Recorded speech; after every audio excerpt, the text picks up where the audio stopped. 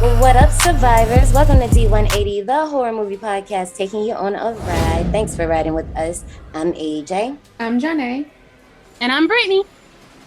And we are finally at the end of the month, celebrating the theme. So call me maybe. Where every movie this month includes a phone call that shakes the table. If you're new here, hi, welcome to the park. We're a weekly horror review podcast where Brittany and I torture Janae by introducing her to some horror movies she ain't seen before. This is my favorite fucking movie. Yeah. But wait. Stop the press. Stop the track. We couldn't do this without bringing one of our favorite ace motherfucking boom coons on the show. Okay, let me tell you something. How many times do we name drop them in the episode? Probably all like the fucking 5. time. Yeah. All the time. Okay. If you haven't figured it out, sometimes we even reference the fucking show. Like we've been on their show. Like Right? if you didn't get into Halloween Town 2 Calabar's Revenge, please get in the park. Give it up for the motherfucking Carpenter Queens. Hello. Wow, such a warm welcome. Thank you. I know. I feel so honored. For real. You know, we love you guys. Y'all go ahead, tell them where they can find you guys and what you got going on. Hello, everyone. Well, start out. I'm Nick. Hello. I'm Raymond.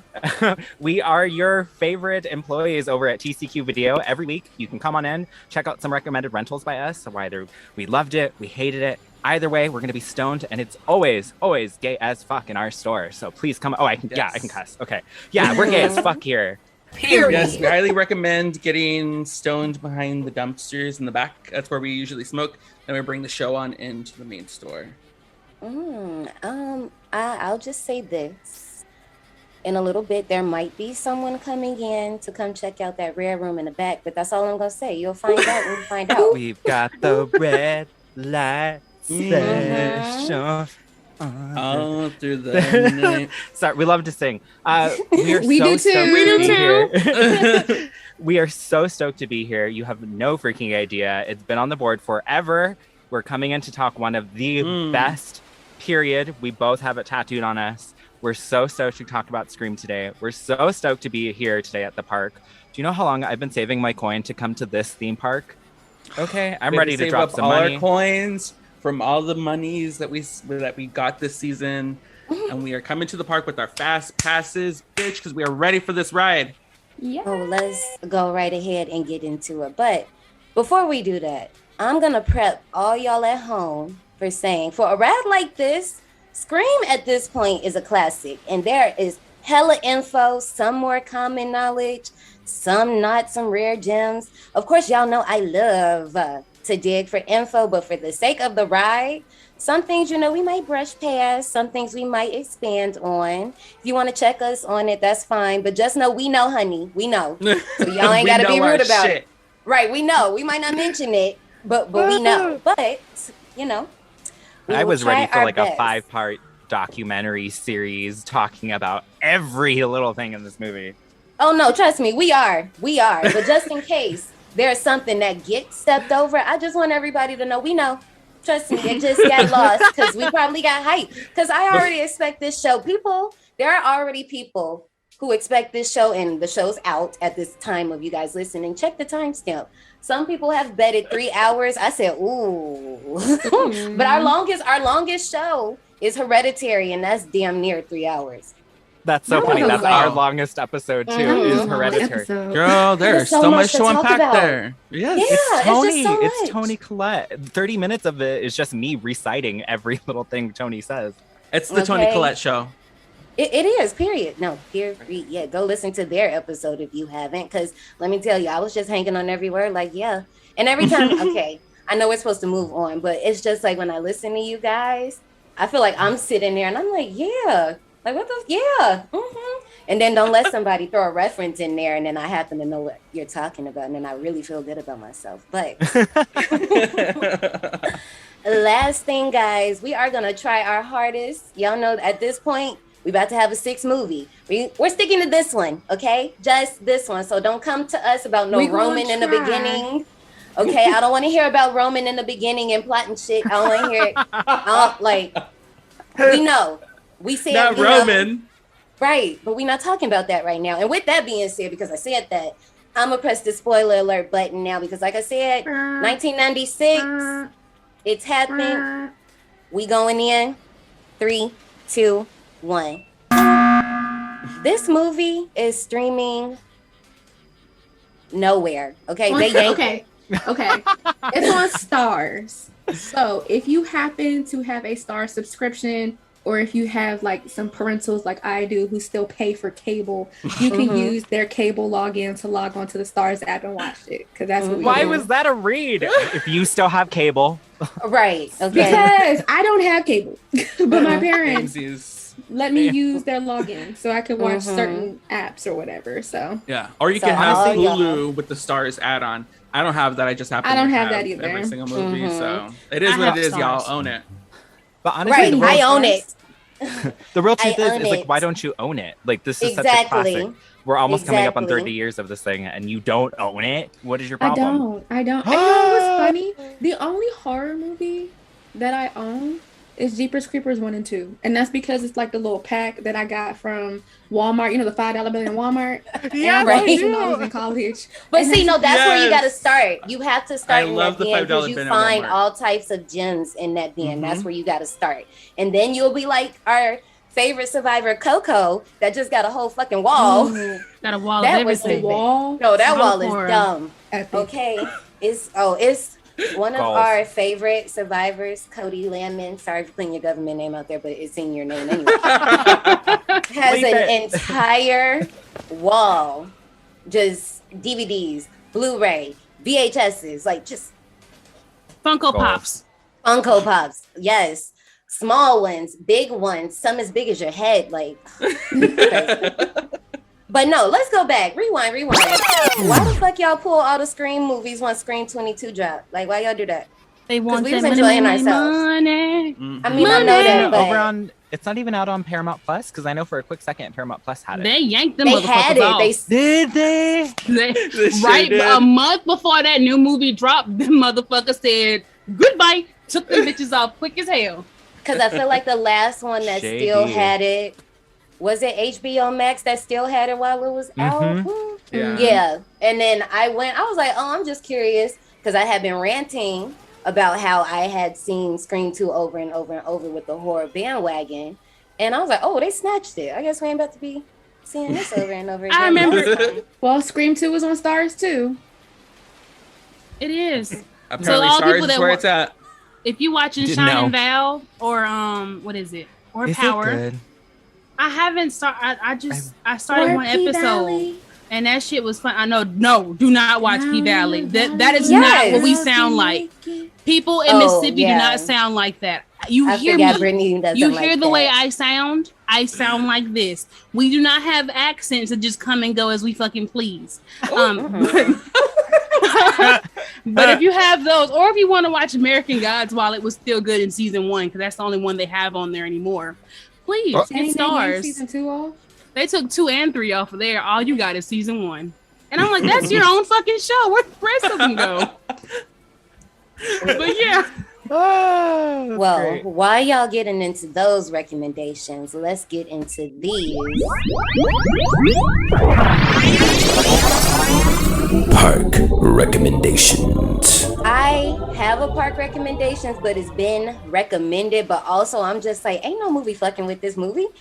Like, what? Like, and I'm saying that to say the only movie I kind of got 2 choices.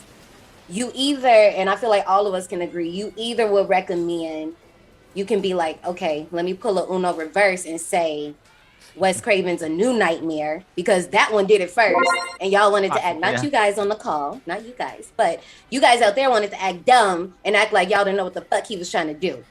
That's not nice. No, I don't, because I just don't like the way people hate on that movie. The next thing, before I go in too hard on y'all, because about Wes, I'm gonna go in for him. But anyway, the next one, I feel like we will all agree with Cabin in the Woods, because that's kind of like the meta-ness of it all. I see that. That's a good pairing. See, I have a third one. I have another one that you can argue with. and it's only because of the revitalization, but this is of the franchise, not of a genre. You're gonna have to hit that Bride of Chucky. You're gonna have to throw that motherfucker in there. You cannot ignore them. No. Ooh. I love the line, and we've covered that, so check out and watch me get it wrong, because I know it's not fucking episode 16, Come on, but Glenn just and act like it Glenda. is. Because what episode is it? And I feel like I always yell, it's 15. I was one number off. But yeah, here's the thing. Now they even copied the poster for Scream 2. It is 15. They did do it. Like, and then even that line, I love the line where when they finally get Jesse and Jade in the van, and they're like, Chucky's like, well, if it was a movie, it would take about 2 or 3 sequels to do it justice. I'm just like, sir, like, I love it. We love it all. Do you guys happen to have any park recommendations? We have a picked few. 3, actually. Yes. I love Yes. it. No, see? No, time out. Stop the track again. This is why. This is what I'm talking about. This is what I'm talking about. Show out. Man, sit your ass down. Okay, I'm first sorry. one. First one. We're a movie store, so we had to have as many recommended rentals as possible. So the first one, and only because every time I've brought up Scream, people get it confused with this movie. Scary Movie from 2000. For some reason, people love to mix and think that this is Scream or this is Scary Movie. So I had to, 'cause not to mention, Scary Movie was also the name of this movie we're talking about today until it was changed literally like a few months before. So Scream's up there. Do you want to mention the other one? Yes. So another one, it definitely has that witty kind of referential vibe, is Urban Legend. I love Urban Legend. Come on, Jamie Lance. It was also like a direct link from Scream. We wouldn't have Urban Legend if we didn't have the revival from Scream. And then the last one, only because it's like a whodunit and not enough people watch it, and I love it, is Cry Wolf from 2005. We love actually, Cry Wolf. one of our survivors recommended that. I haven't seen it yet, but I've heard about it. I love And Cry that one's Wolf. streaming now. That's out now. I haven't seen it either, but y'all, all I wanted to say, because I was doing like this so I could mouth it, was left, right. Oh, son. Oh my god. Yo, that That jacket is tight, son. Yummy. Run it. Oh my god. Now I think I'm gonna be honest. I told y'all a few weeks ago I've been rewatching Bad Girls Club. So you know when you watch that show, you just feel froggy, right? Oh, see. So look, and John, I'm telling you, I love you, but I'm just coming at you right now Oh god. because you pulled that shit in the ring with Scary Movie. I expect the same energy. You look, not gonna get Johnny- the same energy because I don't equate that movie with this. Why Scream not? stands on its own. Why not? Why? Scream stands on its own. The TV's leaking. Okay, well, Okay, but that's the ring. It still goes with it. but it's fine. It's fine. No, because that's the right answer, and I take it back now. That's the right See, answer. I But don't I'm just blame saying. you. We just covered The Ring too, and multiple times we could not stop referencing Scary Movie. That's what I'm Like, saying. it- All I kept saying was, "You're gonna die in 7 days." Like that's all I think about. One little white girl Okay. down a well. I guess I bring that up because here's the thing. Some people, not you, John Nay, but I just had to. You just did it, so you just fit the crime at the moment. But some people will downplay Scream and say because of Scary Movie, I can't get into it. But here's the tea. Here's the gag. Scary Movie is literally just an exaggerated Scream. Like all the scenes that they do, it's not even like far off from what the original is anyway. So it's like it can't At really some points pull you out it's too shot far. for shot. Like sometimes it's eerie. I'm like, why did you just take this? I think my favorite example, I really can't wait to get to this scene, is when Sydney runs away after talking to Billy, and Sydney just goes running down the hallway. It's almost the same scene. It's almost like an SNL Literally. skit. Really long SNL skit about Scream. And I'm like, the thing about it is Scream is already making fun of horror anyway, so you're just making fun of a satire. So that's just more in the Oxymoron craziness of it all, almost. right? Like what? Like how does that even work? Really, honestly, the wildest thing about the movie is that they changed Neil Prescott's character to a drug dealer. Like that's the wildest That's my thing. favorite part with her daddy. I love it so much when he's like, if the police get here, what are you supposed to say? It's mine. And I just fell in love with it. Are you gonna cut it with baking soda or baking powder? Baking soda. Because There baking you powder go. gives them the little mushrooms in their nose. You used to love that when you were a little girl. Oh my gosh. So We should we sit are here and quote all- Scary Movie the we whole could. episode. No, we really could, and they would love it, and they would eat it up.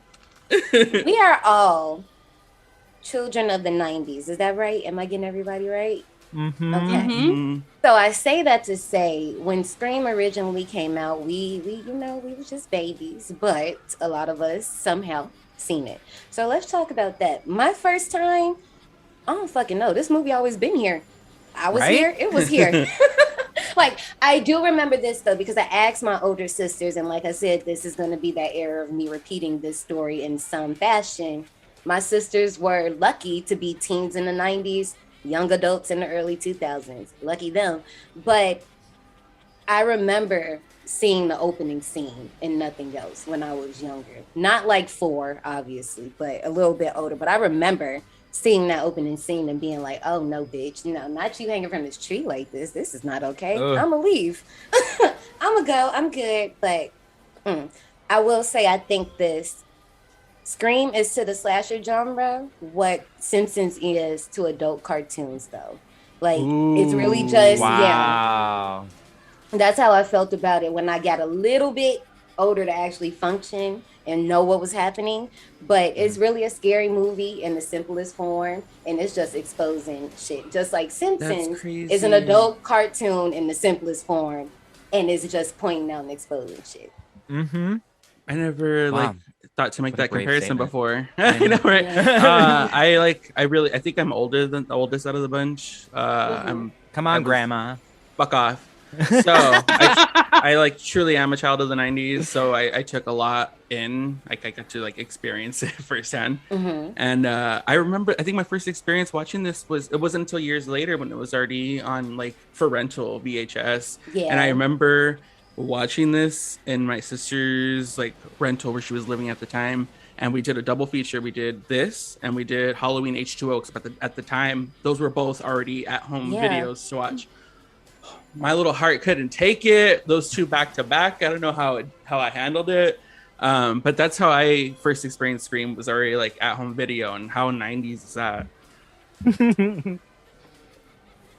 I just feel like we say this all the time when it comes to the video rentals. What a time to be alive. Like, if you was not there, I'm sorry. Amen. And I'm gonna say it Amen. every time. I don't care. Yeah, that was a religious experience, going to like Blockbuster Hollywood Video every Friday night, and those places were popping on Yes, Friday they night. were. You had to go quick to get the movies you wanted, and don't even fuck around with the new release section. If you weren't there like at open, they're gone. All you Or if seen you was didn't the have little a friend placards that at worked the end. there. It was just empty shelves. It used to be such heartbreak when you would run and you'd see it from far away. You're like, oh my God, it might be there. You get closer and it's just the empty cassette. The And I'm just display. like, the hell?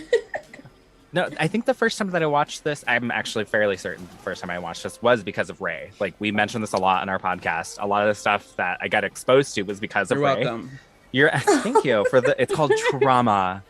Trauma Yay. bonding. Look at us now. It's fair. It's okay. I don't know how old I was, and much like AJ, it's just like it's embedded into you. Like, I don't remember when it started. I know that it was there, and it's forever been there. I can watch this movie anytime. It's one of those feel-good movies for me that like you just put on, and I'm comforted. Like, this is a comforting type.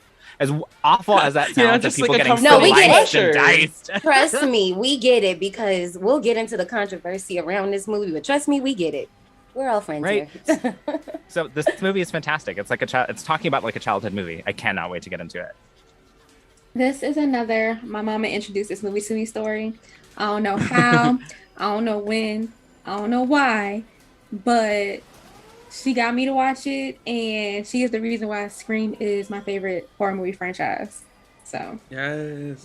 I don't know why I acted so surprised because you definitely told me that. But I don't know why. I don't know why Yo Mama and Scream just didn't like go to me. But then no, she was hype about the new movie coming out. I forgot about that. Yep, and then I don't even think she saw it. I know we cut it on for her maybe like a couple of weeks ago because it's on Paramount Plus. So we cut it on for her, and then like she started watching it. But you know, your parents are starting to get older, so as soon as they sit down to watch something, they fall asleep.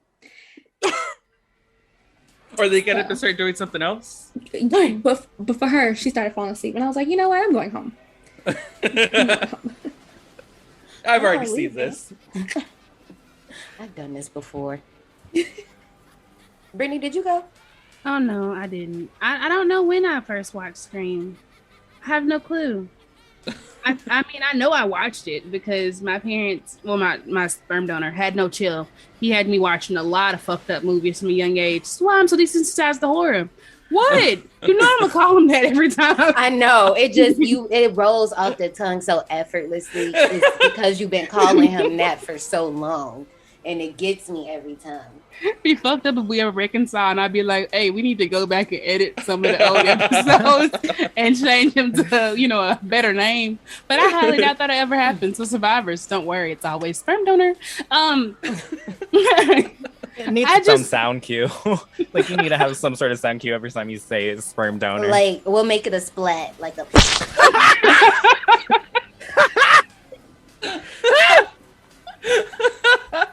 I mean, that will fit because we already know Brittany tends to go. Yeah, see? Yeah. And see, Brittany, that's why marketing does not shut me down. He ain't ever supported me in anything. I doubt he'll support me in this. So, I mean, I just know I've seen it. I just don't remember seeing it until I rewatched it. Y'all, I think now is the moment that I need to come clean. Ashley, John, y'all know what I'm about to say. Spill. Okay. Yeah, don't look. Don't get too excited. I'm kind of scared. Yeah, you should be.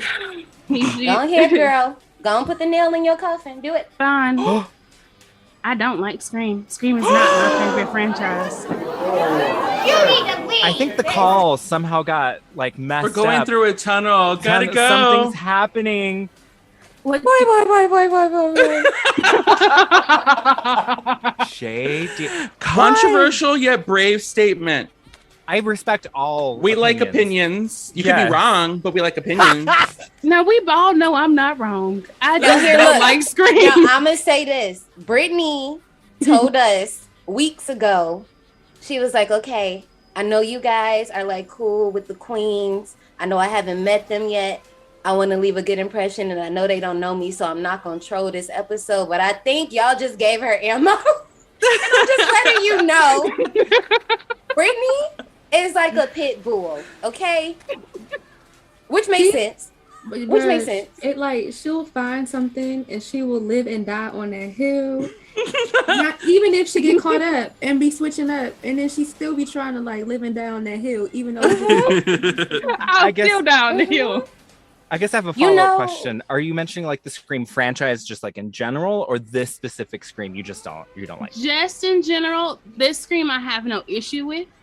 I mean, I'm not biased in my opinion. I won't taint it the whole movie. I won't troll hard, but I don't like Scream. Okay. Something about the meta-ness got me. See, but I've heard that before. I've heard that like the meta-ness of it all is like a turnoff for a lot of people. Like it's kind of the same thing that I hear from like Cabin in the Woods or The Final Girls, things like that, where it's just like it doesn't fly. But I think the biggest thing I've heard is that like it thinks it's smarter than it actually is, and I can see that in some points. However, Mr. Kevin Williamson, LGBTQ member for life, it's just like it's really good to see really witty gay writing and like in this way. So that's all I agree. I can't wait to hear your opinion. I will say that. Oh Lord, I feel like a lot of arguing is going to ensue. It is, and that's why this episode is going to be long, and I'm all for it because Brittany, I don't know. Well, okay, I'm not going to go too far on you. I'm a low key spare you. I'm just going to see how you act like you've been here before. But you people out there, some of y'all been lying on this movie. It was all a lie. And y'all know me. I do my fucking research. Do your fucking research. You know me. Prior to Scream's release, you know, the popularity of the horror genre. Let's talk about this for a second. Baby horror was we was not about to have it. It wasn't about to be a thing in a second. It was a joke. My poor baby Freddie, the man of my dreams, honey. They had this dude on a broom. Oh. Not Freddy's dead. We don't talk about Freddy's dead. We don't talk about it. I'm sorry, Cole. I know you love that one. No. Jason was going to Manhattan, was just popping up for like day trips and leaving, and then going to hell with Freddy. Like it was a lot going on. Horror was kind of dead at the time. Yeah, it was dead. Dead like, in a sea of horrible sequels. I think like Hellraiser 4, whichever one was coming out at the time. There was just like a ridiculous amount of like bad sequels. They needed, but exactly just how you said, whichever one at the time. And of course, like when we know our shit. So when we really want to like flex, we can be like, oh, this one. But in general conversation, we be like, no, that's not that one. This is, they bleed together. That's what started happening. Everything was cookie cutter. Everything was the same. It just wasn't happening. And like I said about the man of my dreams, Freddy, he wasn't even scaring people no more. Like him and Jason, they were pop culture icons. Like it was cool. Like Chucky, we love Chucky. Who's scared? Like, you know what I'm saying? So we talked about this in our Valentine episode. Check that episode out. When Scream came about, it started its own era, the post-Scream era. And this is, once again, the genre change. We was getting the cookie cutter movies. Like I just said, Valentine. Like you mentioned earlier, Urban Legend. I haven't seen Cherry Falls yet. I don't know how I haven't had it spoiled. Ooh. I know it's out, and I keep saying I'm going to watch it, but then I start doing other stuff. But yes, that movie falls under there too. I Know What You Did Last Summer with Jennifer Huge Tits. Like, all of that. I was doing it. Like, even H2O, we talked about that a few minutes ago. All of these movies, a lot of stuff was going straight to home video, like we just talked about earlier. It wasn't looking good. But when Scream came about, post-Scream came out, it did it on them a little bit. And everybody likes to blame Scream, saying like it ruined the genre. No, it didn't, honey. No, it didn't. Y'all just don't know how to be creative. That's all. That's what she said. As a Scream hater, I can tell you it did not ruin the genre. No, that's why I'm not going to go in on you. I'm gonna go in on it later because we could have did better with this Fun World mask, but you act like I didn't know how to do my research too. I know how to give my punches and do research at the same time. This movie was directed by the late great maestro of horror, Wes Craven. He was the first choice. R.I.P. My honey, that. Y'all know. Still hurts. Y'all know. That one still hurts. Okay, it does. And I ain't even got to say it. Y'all know, for that one, I'm a dog walk you, just like I'm finna do. Hold on. He was the first choice for this movie. They was like, yeah, with a script like this, and we're going to talk about that script in a minute. With a script like this, we need A1 directing. Can't nobody bring this to life but Wesley Earl Craven. Can I get an amen? Can I get a amen? Thank you. So, they had asked George A. Romero, and I'm like, ooh, I wonder what that had been if it was him. That would have been very interesting. Yeah, I'm just like, and I don't know if I mean that in a shady way or if I'm like curious. I mean it in a shady way. Yeah, that's what I don't. I'm like, ooh, I really don't know how that would have went. And they also asked Sam Raimi, which I'm like, Kevin and Sam. I feel like the comedy tones would have just been like jolted up to 11, and I wouldn't have been able to take this movie seriously. This would have been the Wayans. The Wayans wouldn't have had to do anything. After WandaVision 2.0, I just don't know how I would have felt. Wait, I haven't seen it. Oh, I'm not gonna spoil it. I'm not gonna spoil it for you. That's all I'm gonna say. I just don't know. Now that I've seen WandaVision 2.0, I'm looking at John Nay's face. I hate you. I can't. WandaVision minus Vision. I just don't know how I could have felt. Oh. Okay, look. let me finish bragging on Wes so I can get to the next thing. Because let me tell you, y'all sleep on him. My man had a hit in the last 5 decades. Let me just brag. He had his hit in the 70s, even though it was a fucked up movie. Last House on the Left. He gave us You for life. everything. Okay? Oh, no, it really did. And I'm sorry, John May. Whenever we get to that movie, I'm so sorry. You can freely cuss me out. I'm sorry. That's woo. Girl, I'm sorry. And it's not in season 3 as far as I know, but it's a few movies I'm just gonna apologize for in advance, but let's not worry about that right now. In the 80s, Nightmare on Elm Street, y'all just we wrapped that up. That's in sad. The 90s, we got A New Nightmare, we got Scream, we had more Scream movies. In the 2000s, we got remakes produced by Wes Cravens. In the 10s, we got another Scream movie, and I feel like he did something else, but I can't think of it right now. And we got Scream 22 because he got a credit for that. Stop playing with him. Stop it. But here's the tea, and another reason why I love him. He admitted the reason that he passed on Scream was actually because he felt like the genre was it was too misogynistic. He was like, okay, all of these movies, we just chopping up these girls. And you know what? I'm not gonna front, because my ass was doing it too for The Last House on the Left and The Hills Have Eyes. All that shit, yeah, it's just not right. I just think I need to be doing something else. I need to chill out. And when you can call yourself out like that, I love it. You the problem. So he wanted to change the problem. And he was like, okay, yeah, I'm not going to do that. But when he got the scripts, he was like, I just said I didn't want to do this. Y'all are doing this in this script. And I said I didn't want to do this. But you can't fight what you were born to do. And really what it was this 12-year-old little boy that came up to him. I love this story. I do too. And he was like, sir, you need to make something scary because you soft right now. And kids get under your nerves. Like, you be thinking you can handle kids, but kids, they are unruly and they will always say the one thing to get under your skin. I don't know how kids have the innate ability to do that.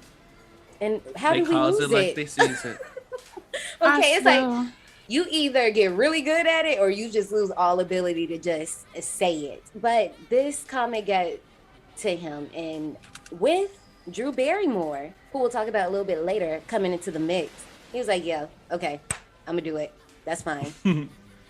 It's cool. But now let's talk about Kevin Williamson, who wrote this movie. We talked about him a little bit earlier, but the story is, the tea on this one, and a lot of people know this, he saw that documentary on the Gainesville Ripper. We ain't gonna spend no time on that because fuck him. But locked himself up in Palm Springs for 3 days and wrote this script. I don't have the attention span. I can never. No, not at all. Lock myself in a room and bang out a script in a couple of days. I could never. But I wonder what kudos. drugs. Also, at the drugs time, he was on. amen to that. It was like early 90s, but he was also like broke, like broke. Like, I need to sell a script today or I'm going to have negative amount in my bank account. So I think that's kind of like a great motivator of like, I need to stay alive. So let me write some characters that also need to stay alive. No, that'll do it. That'll make you do it. Staying alive. Staying alive. And like Nick mentioned earlier, the title was Scary Movie.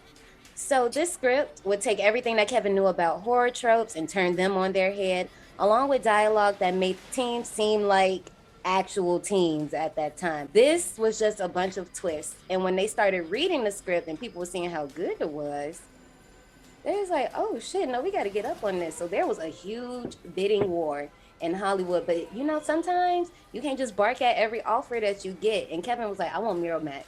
And they finally came. And when they read it, I don't know who the fuck they was in competition with. Y'all can look at the show notes. All of this is down there if y'all want to spend extra time looking at shit. But this script sold for $400,000. It's a lot. I'm sure in like inflation from like the 90s too, we're probably looking at what? A good mill? Probably. At least, yeah. Yeah. He was good. Mm-hmm.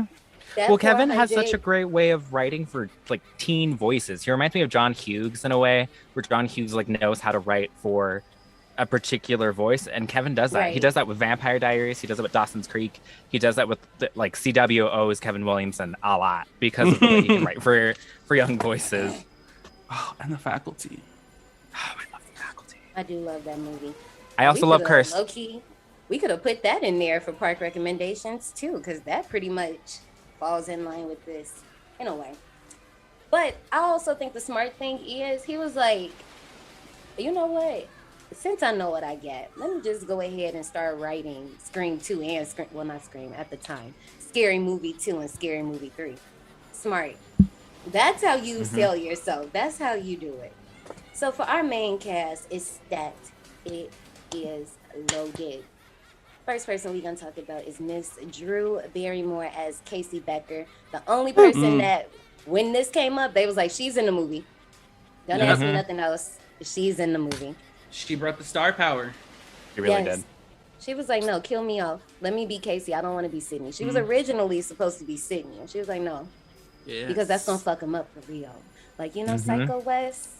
And you know how, and I'm not saying Wes is this type of person, but Wes was vibing. He was like, you know what? That is a good idea. Because at first he was going to quit when they told them that Drew didn't want to be Sydney anymore. He was going to drop out of the project. And then he thought about it and he was like, but this movie is about turning the genre on his head. So why not do that? Because that's really going to fuck him up once you're gone. Like, where are we going to go? It's funny because to me, it's like that move was, turning the genre on its head, but it's also referencing the horror genre as itself as well, because it's like killing Marion Cranoff in the first 30 minutes of Psycho.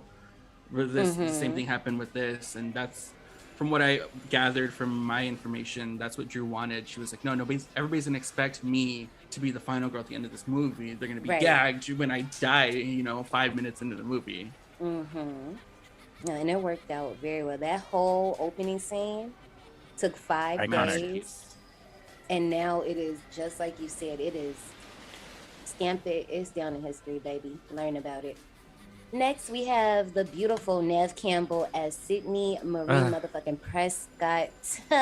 Right off the craft and in the middle of doing Party of Five. Like, girl was working.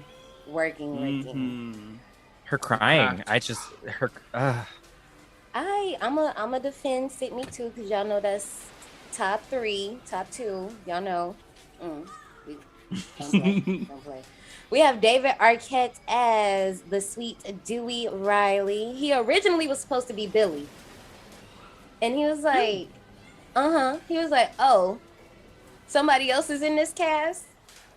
Hey, Les, let me play Dewey. And Les was like, why you want to play Dewey? He was like, because Dewey gets to kiss this person. Oh, Courtney Cox. Oh, yeah. I forgot about that. I could not see David Arquette as Billy. No, ma'am. No, ma'am. At all. This movie would have totally different.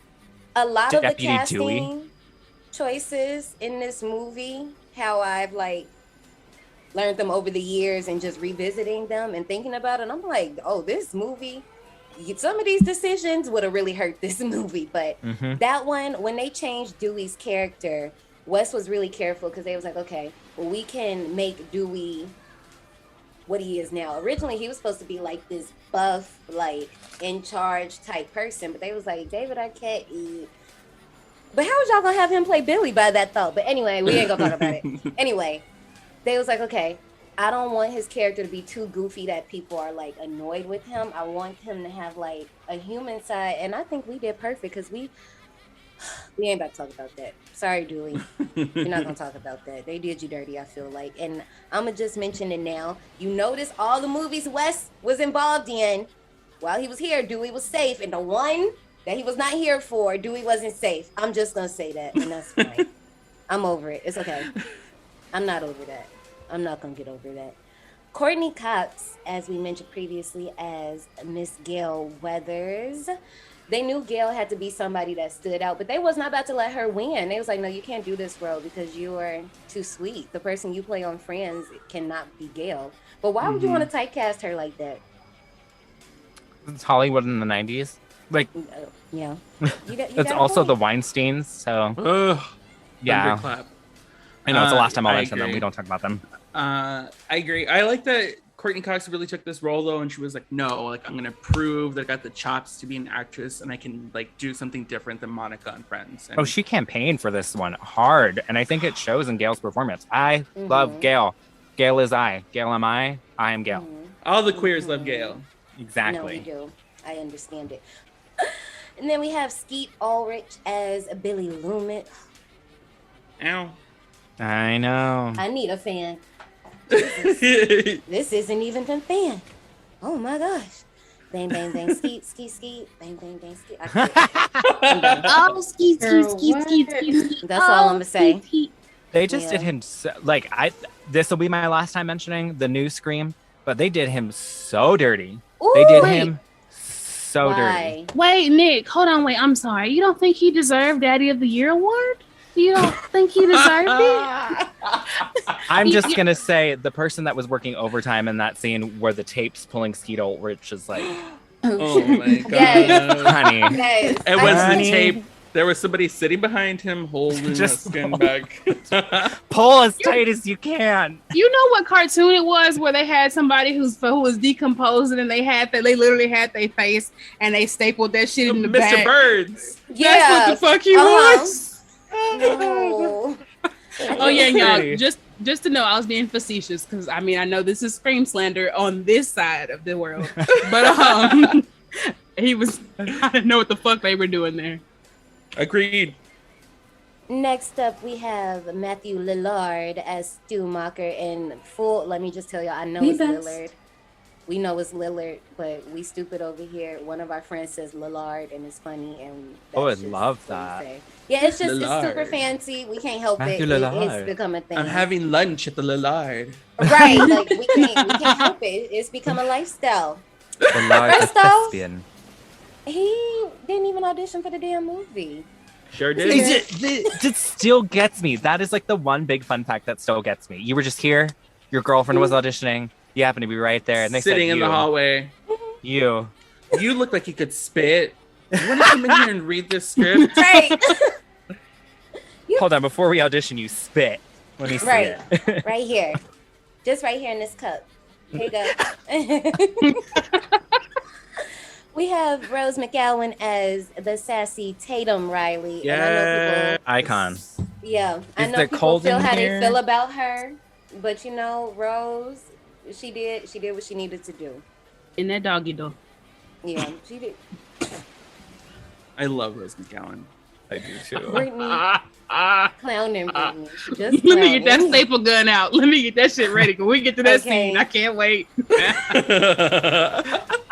Next up, we have Jamie Kennedy as Randy Meeks, which is all of us. Randy is us. We are Randy. Boom. There's that. The horror nerd. You know they was gonna have Breckenmeyer, and I'm Who? just like, No, absolutely not. I No, know him get from here, Road baby. Trip. You know Road Trip with Tom Mhm. Green and Sean William Scott. He was the nerdy, annoying one, the little one. Oh Yeah. no. Yeah, no, absolutely Oh, not. no. let's go. No, I'm good. When I heard that, I was looking at that fountain scene, and I was just trying to see him sitting there, and I was just like, No. Wouldn't have worked. The legendary Roger L. Jackson as the voice of Ghostface. I absolutely love that nobody was able to see him throughout this whole thing. Mhm. But I also And still love to that. this day. And I mean, like, if you Google him, you can see him. But when it comes to Scream, anything Scream related, they're blacking him out. In the documentary down below, it's on YouTube, so don't expect too much, y'all. It might be a little grainy, but he's blacked out. Like, he a gang member or something. Like, Oh my god. Oh damn! He just like in the documentaries when they be doing the voiceover. Yes. Hold on, wait. When you edit this, make sure you do it. But hi, I'm just coming to talk to you about Scream. I have something to say, but I have to be off the record. Kind of sounds like I swear. Kylo Ren in Star Wars. God. it's just like that. But I love it, though. Like, I love when movies like that, and I don't know if it's just because those documentaries Never Sleep Again, is it called Behind the Screen? I'm sorry, I literally just watched this like some days ago and don't know the name of it. And then Memories at Camp Crystal Lake, all of those are by Icon. 1428 Film Productions, so it makes sense why they all look good, you know. Rounding out our cast, I'm just gonna run through these, not for real, but yeah. We have W. Earl Brown as Kenny Brown, Joseph Whipp as Sheriff Burt. Some of you guys might recognize him. He's the cop from A Nightmare on Elm Street that didn't go fucking get Nancy's dad when she was screaming from the house. Anyway, Really? yes. Deep cut. Just annoying. Like, go get my dad, you asshole. Like, We have Lee Schreiber as Cotton Pickin' Weary. Damn. Wow. I say that on a daily, like just 100% randomly. cotton. Like you can't help it. Like you just can't help but do it. We have the Fonz, aka Henry Winkler, as Arthur Henry. Before we got on this call, we were both going through like just Scream and everything. Do you know how we forgot he was the Fonz? So I was just waiting for him to go, "Hey." It was like he was on this like really famous sitcom. What was it? For some reason, I kept wanting to say Cheers. Oh no.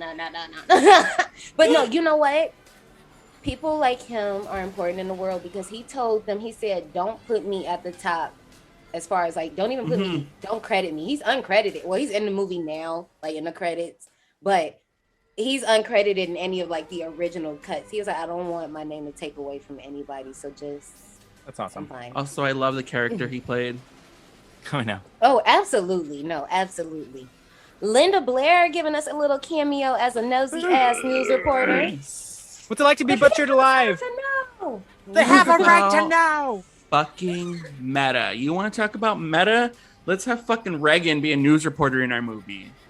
Okay, trying to tell everybody business. I live, I laugh, I love. And of course, we got Wes Craven as Fred, the school janitor, and a substitute Ghostface, but we'll talk about that later. Ooh. It's Freddie merch. Oh, you know what? Don't do it. It was a because Party I'll City just say sweater. it now. No, baby, that was the original outfit that was pulled out of storage. The hat, No way. the sweater, the pants. Okay, and you know it's the original because the original sweater. Look at me. This is not a Nightmare on Elm Street, but somehow every episode we end up talking about Freddy. It has no sleeves. That's how you know that's original material, honey. Don't do it. Don't play. I wasn't even playing him this time. I was being serious. I know, but you know, once you give me the light with Freddy, I'm a dog. Want to hear something crazy? What? When I was watching this, that was the first time I actually noticed that. Really? Yeah. What, the whole Freddy janitor Wes Craven Yeah. scene? That's the first time I noticed it. Cameo. Okay, I can't. Okay, I think me, obviously, I can't be like that because I'm gonna see that real sweater. But this movie is like that though. This movie rewards you with every rewatch because you notice new stuff, especially when you know more stuff. And that's why I'm happy to talk about this today. Usually, you know, in your podcast tenure, some movies you like, yeah, no, I don't want to tackle that yet. Let's wait. Let's just wait. Dust yourself off and try again. Yeah. No, because there's some movies that we covered. I'm like, I feel like if we went back, especially some of our first episodes when we didn't know what the hell we was doing. Yeah, we don't talk about our first You're episode. preaching to the choir. The ghetto! Which is crazy because Yeah, our yeah. first episode, a lot of people for some reason listen to it, and I'm just like, why? Thank you. Same with ours. I think we've started telling people like start with season 2. Like you'll really like season 2. And then go back because then you'll accept us more because you know us better. Like You'll know see it. what the end result is. So like then you can shrug through it. Gross. So filming for this movie began on April 15th, 1996 and wrapped on June 8th of the same year. Now, this is one thing I have to clear up. So y'all know when they were scouting for this movie, they went to Santa Rosa and they found this beautiful ass school. And the school district was like, no. Y'all not doing that here. We read the script. No, honey. So let me do this because y'all tried to say that Wes was being petty by saying absolutely no thanks whatsoever to the people in Santa Rosa. That's not what he said. He thanked the city of Santa Rosa, but he said absolutely no thanks to the Santa Rosa school district. He called them out specifically, so don't do him. Wes is petty. Petty. No, he is. But it's some other things y'all said he petty for that he's not guilty of, but we're going to get to it. While they were scouting locations, they were looking for everybody's house because everybody in this movie got a big ass house.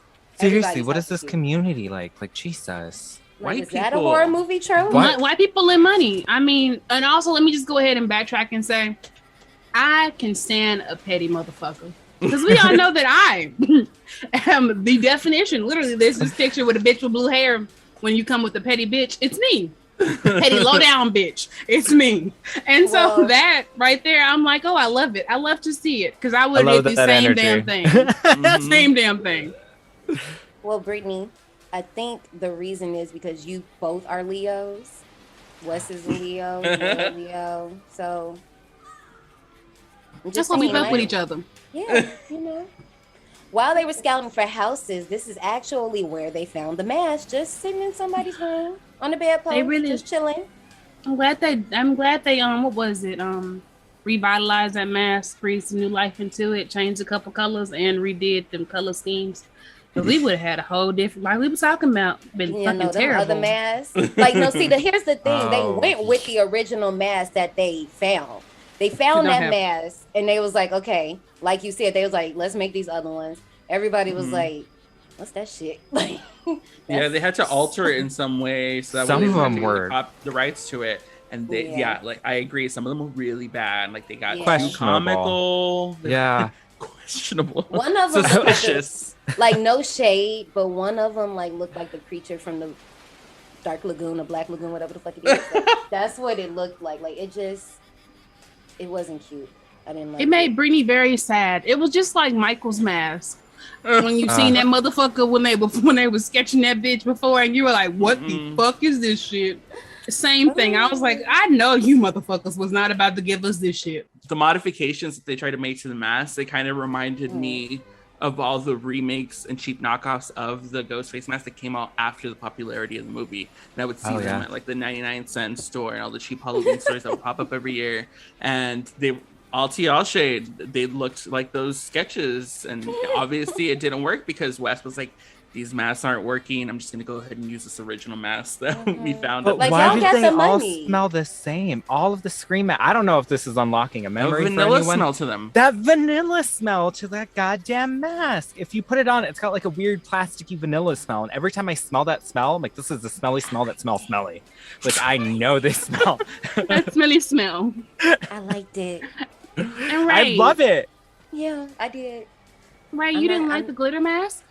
No, bitch. Have you not seen it? Don't ever let me find that glitter There's like mask. a gold mask, the bleeding one. The bleeding one. I was going to bring up the bleeding one. Yes, that was going to be my souvenir.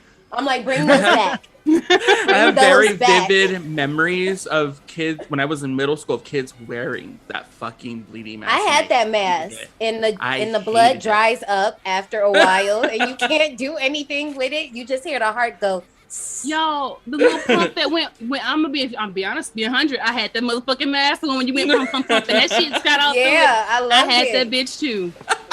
So look, I can hate on Scream because guess what? I was one of y'all. I gave my money for it. This movie only had one test screening with audience, and y'all, who you know had one test screening? One?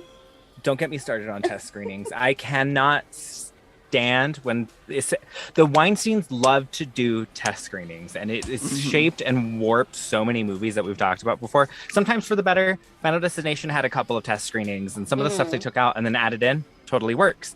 Right. I don't like test screenings. I don't think they make sense. Yeah, and I'm glad this one, but see, here's the thing. Wes will give it to you. Wes is like, no, like, stop bothering me. Let y'all know this didn't fly with the MPAA though. And if you know, you know. The MPAA and CRAVEN, they got my man on a special list of do not give this man money to be free, because he gonna push it. Period. Yeah, he's on the do not fly list of the MPAA.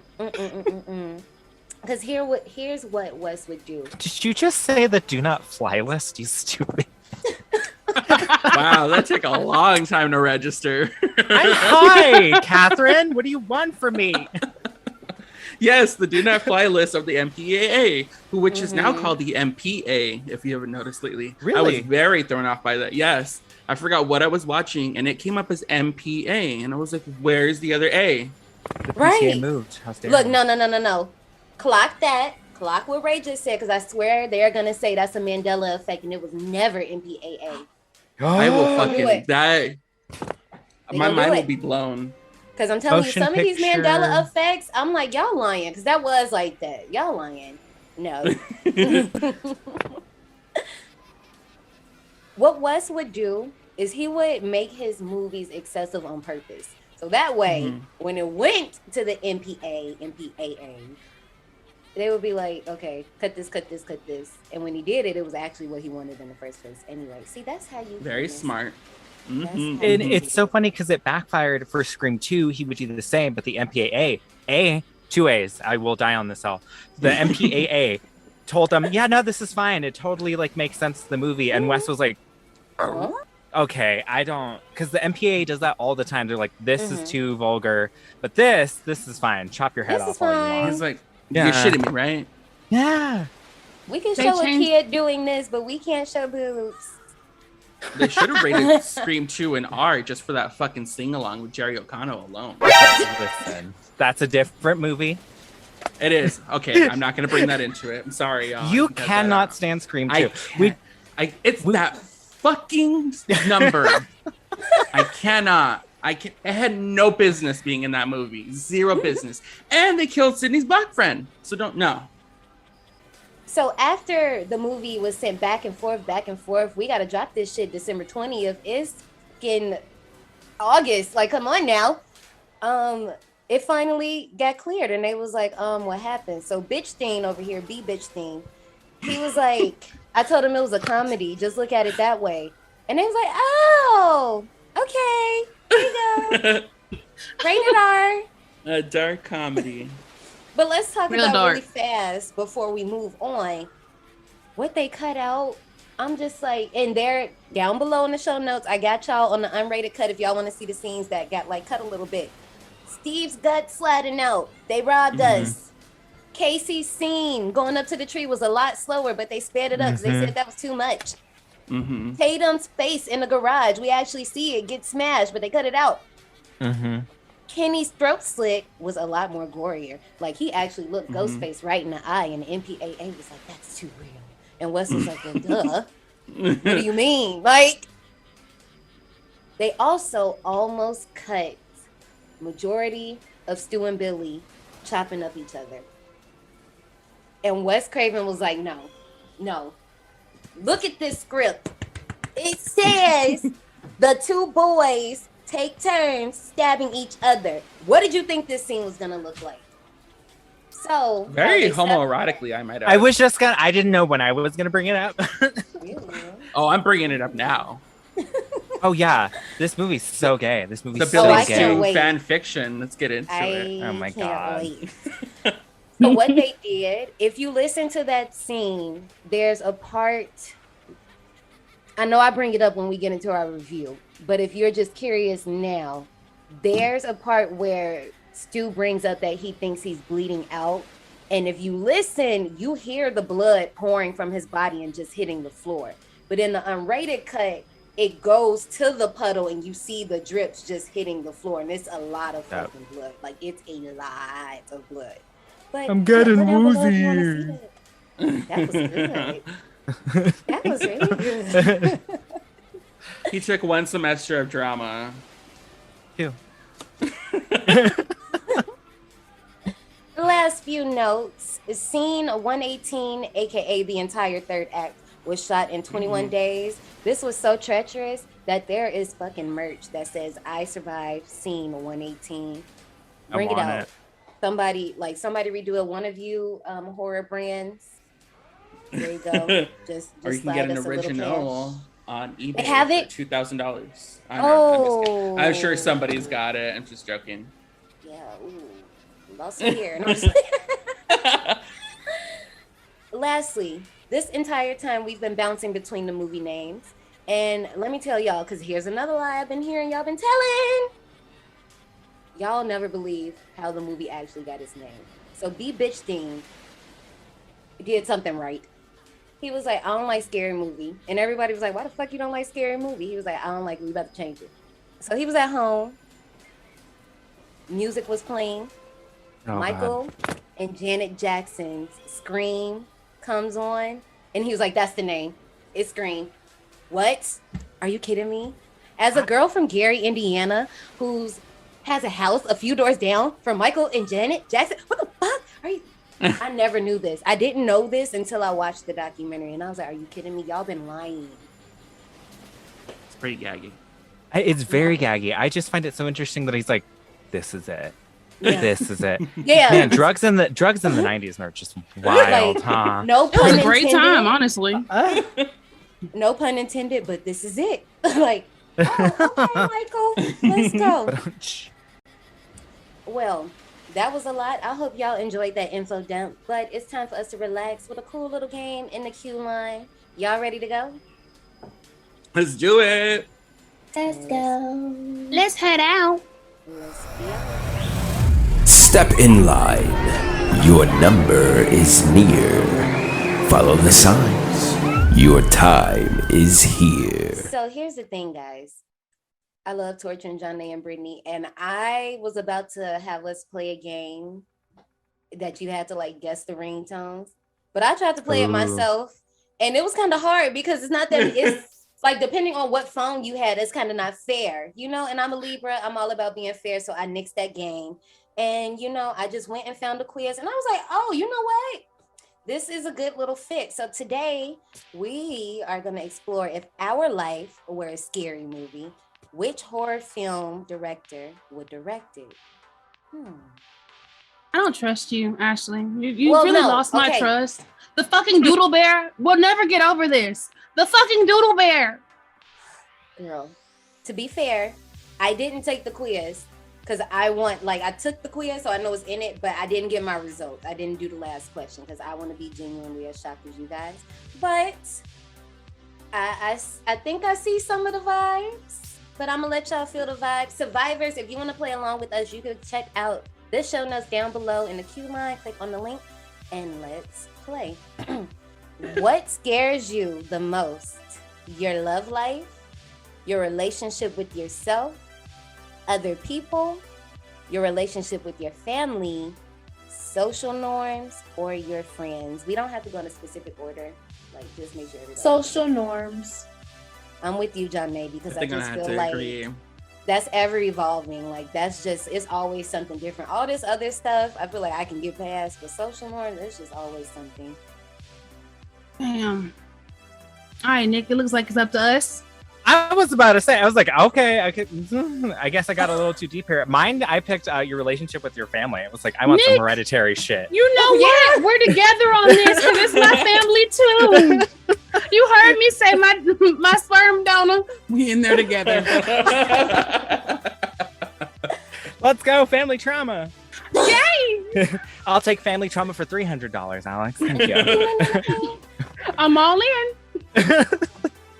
Which scary movie villain do you identify with? Jason Voorhees, the man of my dreams. Y'all know I'm picking Freddy Krueger. My nigga Chucky. They The disrespectful for Nun. that. Why did they pick that are. picture? It's a picture Like, of why Buddy, guys. I don't know. I really don't know why they did Not the that. Aubrey Plaza Sorry to this remake. So yeah, you know, y'all know how I feel about that remake, but yeah, they did it. They did it. The Nun, Ghostface, or Pale Man from Pan's Lab Man. Y'all heard me. I'm picking Freddy. That is, it is. I'm gonna have to go with Jason. I have a mask, and sometimes I just like to lay around the house and wear it. I like it while you're cleaning. Just wearing the straight up Jason mask.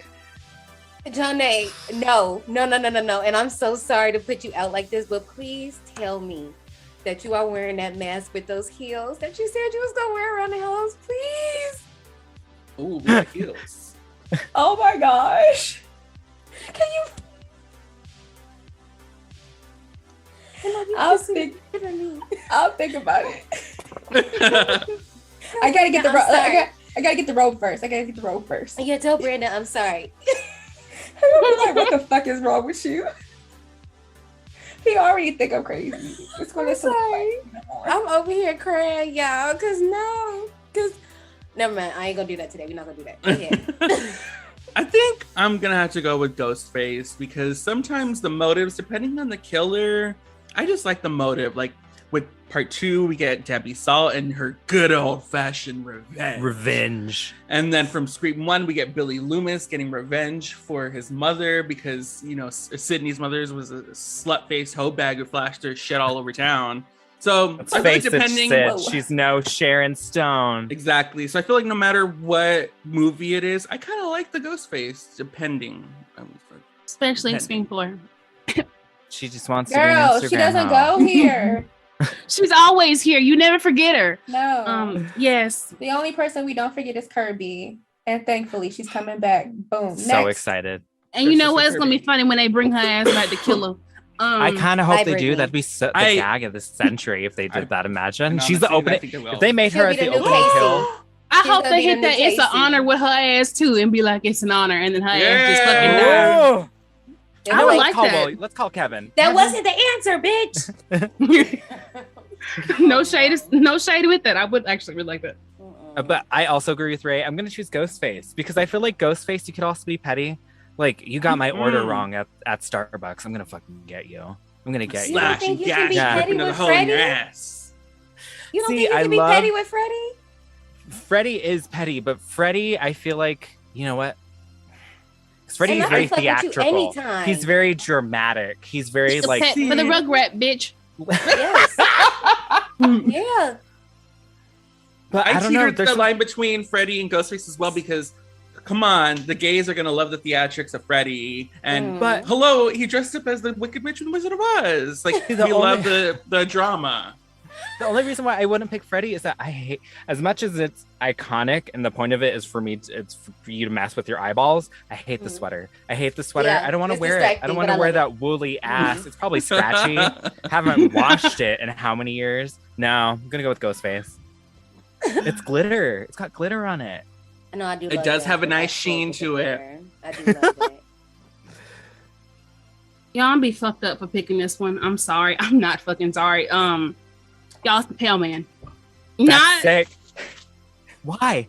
I love because Pan's I Labyrinth. fucking I Loves that love movie. Pan's Labyrinth. That is my fucking favorite movie. And also, I do not bother anybody unless you come in my shit and eat my fucking food.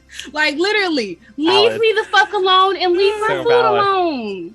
So, literally, just walk past and I'm sitting there minding my own business. I can't look. My glasses aren't on. I can't see shit. Can't see a motherfucking thing. But now that you touch my food, I gotta get ready. I gotta put my glasses on. You got enough time to run. Oh, But it's now you fighting fucked. time. That's Now you so good. fucked. That's a perfect answer. That was a great answer. I love it. Number 3, choose a horror subgenre. Ooh, girl, tongue. Choose a horror subgenre: a thriller, a slasher, gore, gothic, a psychological, aka elevated. Don't say that shit. Or found footage. Ew. This one's kind of hard. It's No, this one was hard for me too, because I was mad. Because y'all know I love found footage. You know I love psychological. Fuck me up in my head. But I'm feeling slashy today. I'm feeling real sassy and slashy. So for me, it's between thriller and slasher.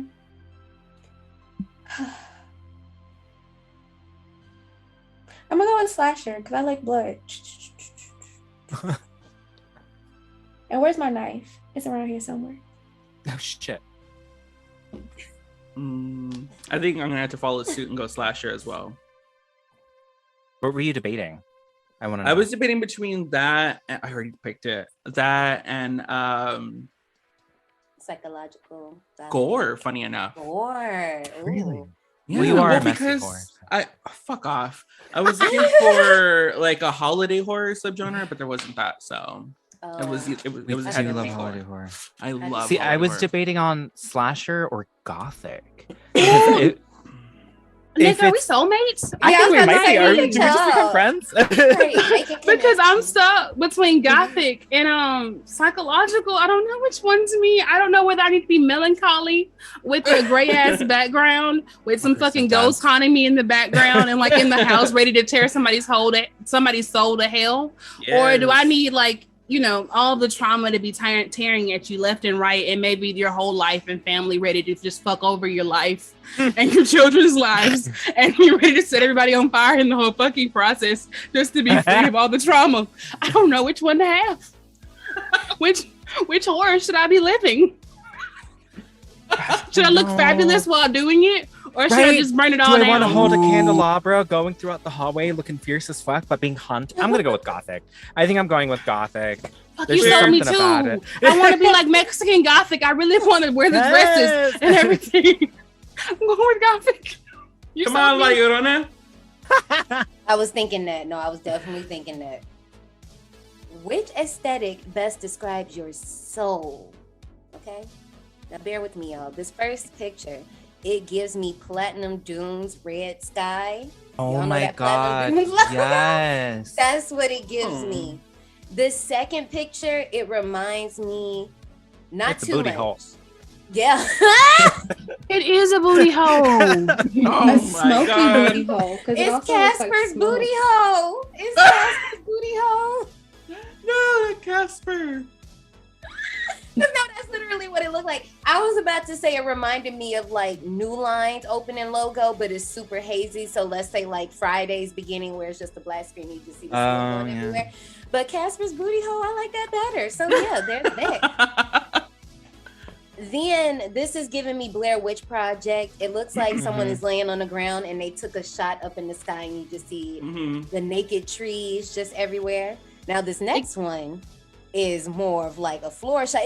It looks like, John A, I'm sorry, because I know you still ain't up on this yet, but you need to get into it because the premiere is coming. This looks like that part in Stranger Things where Nancy and Jonathan was like trying to get that deer from in that fucking tree. And that's upside down. Yeah. That looks like that. Then we have a beautiful blood splattered wall. And this is like a 9 Inch Nails cover. Oh my God, that's perfect.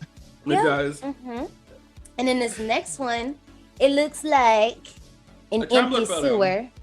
It does look like a Tumblr photo. No, it's Tumblr. It is. It is. I hate you because I picked that one. I was like, ooh, aesthetic. Ooh. I fucking knew it. I'm going to go ahead and go pick in the Blair Witch trees. Ooh. See, I'm Casper's booty hole. The Blair Witch trees remind me of Hellbender treescape too. But I'm picking Stranger Things trees. I'm stuck between Platinum Dunes and the blood on the wall. Because Platinum Dunes, it looked like it's a scary face up in there, and I'm kind of into that. But this blood splatter kind of looks like Hills Have Eyes, like the remake. Oh, it does. Like her head is on the floor. Yeah, you know, and it's been there for a while. It don't dry it up in the heat. Yeah. That part in the remake, they didn't have to. That remake is wild. That remake is brutal. It is. I'm gonna pick that just for that. Okay, back to the words. Yes, I was hoping this wasn't gonna keep being pictures because I was like, oh no, wrong turn. If your life were a horror movie, what would the title be? What the neighbors know. Run! There's a movie called Run already, but I guess... Run, sweetheart, run. Yes. Ghosted. Ooh. Sent from Hell, the never-ending nightmare. But really, get out. Ghosted. Ghosted sounds like me. I'm like, that sounds like me though. I don't know. I'm stuck between, because I like Ghosted, but really Get Out, and of course I like the Never Ending Nightmare. But I ain't gonna hold you, but really Get Out sound like some shit I would say. Like if we were gonna talk about some shit that I'd be talking about with my life, and it was my movie, it'd really say, but I have to add no. It'd be like no, but really Get Out. Now, deadpan. No, but really Get Out. No, bitch, quit playing. Really Get Out. I'm only going with this one because I can already hear the theme song, The Never Ending Nightmare. Of course you would have a fucking theme song. Exactly. No, I think you sold me. Ghosted, it just makes me think, it made me feel like I ain't shit because I really do be ghosting. I ain't shit. I ain't shit. Yeah, I'm not gonna do myself like that. I'm gonna praise myself today. We're gonna do the never ending nightmare.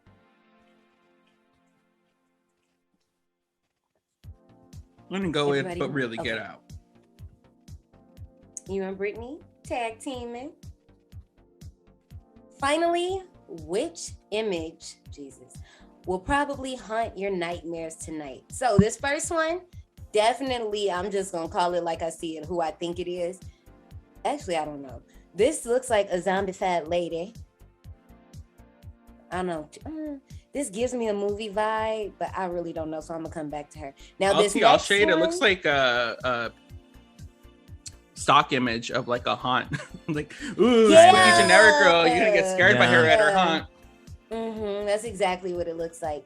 The next photo is just a lone woman in a long white dress looking real ghostly, walking through the woods. You might see her, you might not. If you blink your eyes, who knows? This next one, it looks like, I'm not being funny, I've been watching Freddy's Nightmares on Tubi, and it doesn't look like this, but this is what it makes me think of. It makes me think of like someone on fire.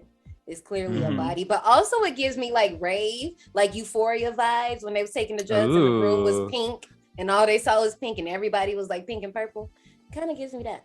Then you got the bloodiest bathtub you've ever seen. Fear Factor couldn't even get me to sit in this bitch. Then you have, this looks like it's in the old Pride Rock Den when Scar took over. It's just a carcass of an animal body. I love the example. And then you have another Tumblr photo. Like, I wonder which director is this? Because we've been like on a little Tumblr roll with some of these. And who is it? Because it's a orange to black to midnight blue gradient with a long. It looked like it came out of Takin, sort of, with that color scheme. Oh, but I love Julia. Okay. I think I'm gonna go with the guy on fire. Like, he looks like a weird haunt. Like, he's the only one that's striking enough for me that I feel like I would think about later. Yeah. I'm gonna have to go with the Caucasian woman in the dress, just because if I was walking down that spooky forest and I saw a Caucasian woman in a white dress, no ma'am, I'm walking the other way. Understandable. Her name is Karen. Okay, she looks like Karen. She's gonna like the answer I got. Keep going. I know I said what I said, but low key, because this movie just popped up in my head, and y'all gonna look at me sideways, especially Johnny. Johnny, you remember when we did Excision? And she was in the bloody bath, and she just had that whole moment. That was disgusting. That was disgusting. One of my dreams in life is I want to take a photo shoot like the cast of Scream 2 did in the bloody bathroom. Yes. Come on, Tori Spelling, trying to get the tea. Yeah, I think I'm gonna go with that bloody bath. I could get a few good pictures, and then I'm gonna have to go to the nearest hospital really quick. Super quick. Oh my god. Y'all, none of these will haunt my dreams, so I'm gonna have to I'm gonna have to give the closest one, and I guess the thing that would fuck me up the most is which one of y'all would fuck me up? Come here, white bitch in a dress. I'll pick you. Thank you. Thank you. But honestly, I don't even know. Yeah, you know what? I'll pick you. You look like if I saw you, I might walk the other way, or I could be a friend. It just depends on how the dream going, honestly. I know. I'm pretty happy with my answer. I'm pretty happy with my answer. Who wanna go first? Well, I'm not ashamed. I got James Wan, and I would be gagged, but I want like a Malignant style. Like, I want you to go balls to the wall, make it ridiculous. It says the supernatural battle between good and evil is a major theme in your life, which is why you need James Wan, the director of The Conjuring, Saw, and Insidious, to do it justice on the big screen. Amen. I want all my characters to wear high collars. Everybody's wearing ridiculously high collars. I just want to be Lorraine. I know. Everybody's Lorraine Warren from The Conjuring. No, I love that episode. No, but I also, when you say high collars, I could be naming my vampire movies, but What We Do in the Shadows, does one of them have a high collar? Yes, they do. Yeah, yes. Almost all of them do. Okay. Yes.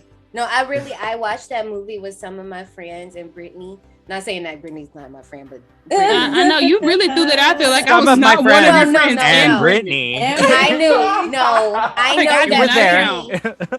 Brittany likes to be included separately, so that's why I said and Brittany, because I knew she wanted me to let y'all know that she was there with me watching it. Yeah, I would hate for it to be see, exactly. So, and this was my first time seeing it, and I was like, I've been asleep. It was during quarantine. I was like, I've been asleep, y'all. I love this shit. But yeah, It's so good. It is good. I got Wes Craven, which I am very happy I'm so with. jealous. Oh, I'm glad. I'm happy for you. Why did that sound like a read? I think it was shade. Who, me or Janae? No, You. I'm so jealous. What? Wait, me? No, I really am happy for you. I Okay. okay. Say it when I'm happy for people. Well, It sounded like shade. It's usually, I think it's because we insult each other with, oh, I'm happy for you. Oh no, Good for I, you. I only say I'm happy That's for good you for when you. I'm happy for you. Okay, good. If I'm Great, we're not, just- I either won't say anything at all or I'll just stare at you. Got it. Noted. It says you're a big fan of the simple things in life, a good family, a nice place to live, and a basic sense of security. As a result, your greatest fears stem from anything unknown that threaten the life you've created for yourself. And no director Oh. captures that kind of horror better than Wes Craven, the master behind slasher classics like Scream and A Nightmare on Elm Street. period. I'm through Craven. Period, Pooh. So, I got Ari Aster. Goddamn. Ooh. Which Ari Aster is it though? Wow, I didn't even. It's like I could see that in some of the choices, but I wasn't sure. Cause I don't like. Obviously, like I said, like I didn't take the quiz to the end, so I didn't know who was all up in here. But Yeah. oh, okay, Ari. Yep, the greatest potential for terror, at least in your life, comes from the people around you and your relationships with them. You need someone to be able to capture all that sheer psychological dread going on in your life, which is why Ari Aster, the director behind Hereditary and Midsommar, would be your guy. Wow. Okay, I love this for you. I'm happy for you because they didn't put that last one in there. If they would have put that one in there, I'd have been like, I'm not happy for you. I'm very upset. But since they didn't mention it, we good. We so good. I'm sorry I scarred you like that. I still haven't seen that movie. Oh, I thought you watched it with us. I'm like, I'm sorry. I didn't see it. Y'all had it without me. I just know about it. You was blessed that day. I really was. Are y'all ready to hear who I got? Yeah. Oh, yes. Yes. I got Guillermo del Toro. I knew it. I knew it. I knew it. God. I knew it. That's what What the a good gas one. was about. No, that fits That's a you good one. perfectly. There's no doubt that your life is full of horror and suspense. No doubt, no duh. But it's also kind of beautiful and romantic in this very tragic way. You're right, there's no happy ending. That's why if your life were a horror film, it would totally be directed by the genius behind Pan's Labyrinth, The Shape of Water, and Scary Stories to Tell in the Dark. Just think of how great the special effects would be, and also think of how great it would be the fact that I probably will not make it out at the end, and if I do, there is no happy ending. No. Wow. What is I love life? We that. all know we're gonna die. Period. I mean, Oh yeah. my gosh. Okay. I am with my baby Ray over here because I got Wes Craven too. Yeah. And y'all know, yes, that made my heart happy because when I seen Ghostface wiping off. I'm so happy for you. You got it. Ooh, survivors, let us know what your results were on our Twitter or down in the DMs. Real quick before we get on this ride, we gotta knock out these survivor shout outs. Whoop, whoop, whoop, whoop, whoop. Let's run them down like this. We got some new patrons up in this bitch. Hi, Coley Cole. It's Colif. Hey, Colif. Welcome to the park where we have murder and stabbings. And I forgive you for last week. It's y'all. It is Cole specific. If you have not met Colif, you would totally get it. She is a cult leader in all the best ways, and none of the worst ones. And we have cult discounts. And cult merch. We have free t-shirts too. She gives them out every other Wednesday. We have another new patron, Quandria. Hi, girl. Hello, Quandria. You're gonna die in Jazz. 7 days. send you the TVs, Vicky. We're gonna have to get some better insurance for that one. Jazz from Girl That's Scary. Welcome, welcome, welcome. Hello, Jazz. Brandon.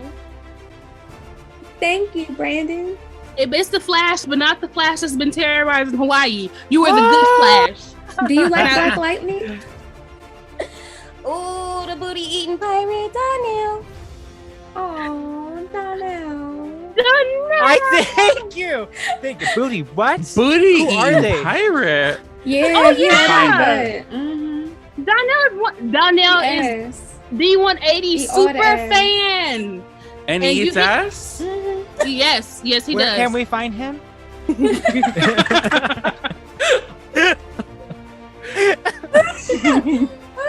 He actually visited the park in our Terrifier episode, actually. Mhm. Yes. 2 girls and a clown ass nigga.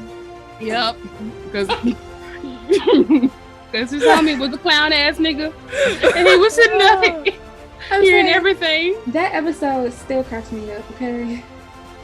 What was we on that day? We were I just don't on know. some grade ABS.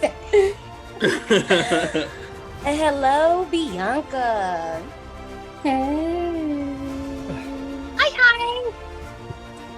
I know y'all have taken a trip to A Nightmare on Fear Street, Sheree and Trent. Hey, y'all. When y'all coming back? All right, hello. Hi, Shrey. Hey, Trent. Nita. Did she drop the baby yet? She dropped that baby, and that baby is gorgeous. Yeah. Oh. A beautiful, healthy baby girl. Oh, congratulations. Little baby. Last but not least, our favorite survivor. We love you, love you, love you. Thank you. Thank you, thank you, thank you. You know what I'm talking about. I'm not going to say it now. Thank you. If you know, you know. Coco. Oh, well, I take back what I said at the beginning. Cody, I don't forgive you for last week, but I still love you. Wait, why are we not freaking? Coco didn't do nothing. Coco's one of my main, between Coco and Donnell. Y'all my main ones. Just want to let y'all know. Do you not remember what happened last week? Do you not know that I was a part of it? But that's why you're getting the boot. Coco and Donnell, like I said, y'all know who y'all are. Y'all know where y'all are in my heart. It ain't. Don't worry about it. What's understood don't have to be explained. Survivors, if you want to be a part of our monthly shout outs, just hit us up on Patreon. You know, we got it for the low, for that low $3. You can get you some extra goodies, some extra bonuses. But if you ain't going to do that, you're going to sit your ass in this line, buckle it up, and get ready, because we about to get into 1996's Scream. Hello? Hello.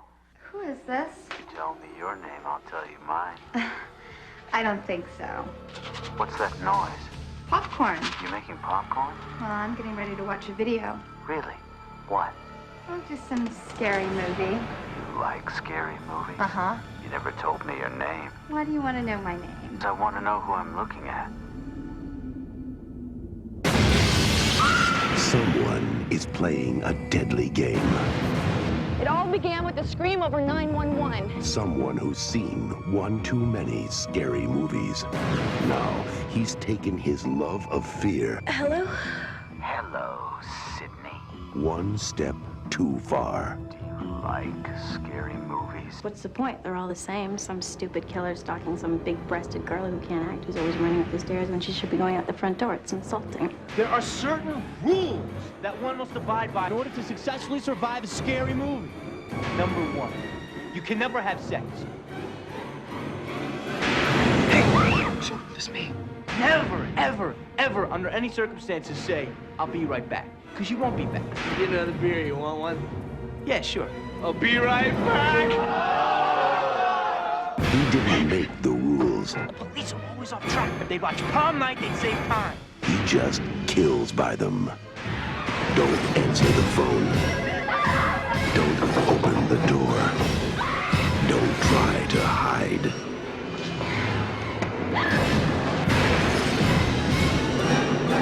Everybody's a suspect!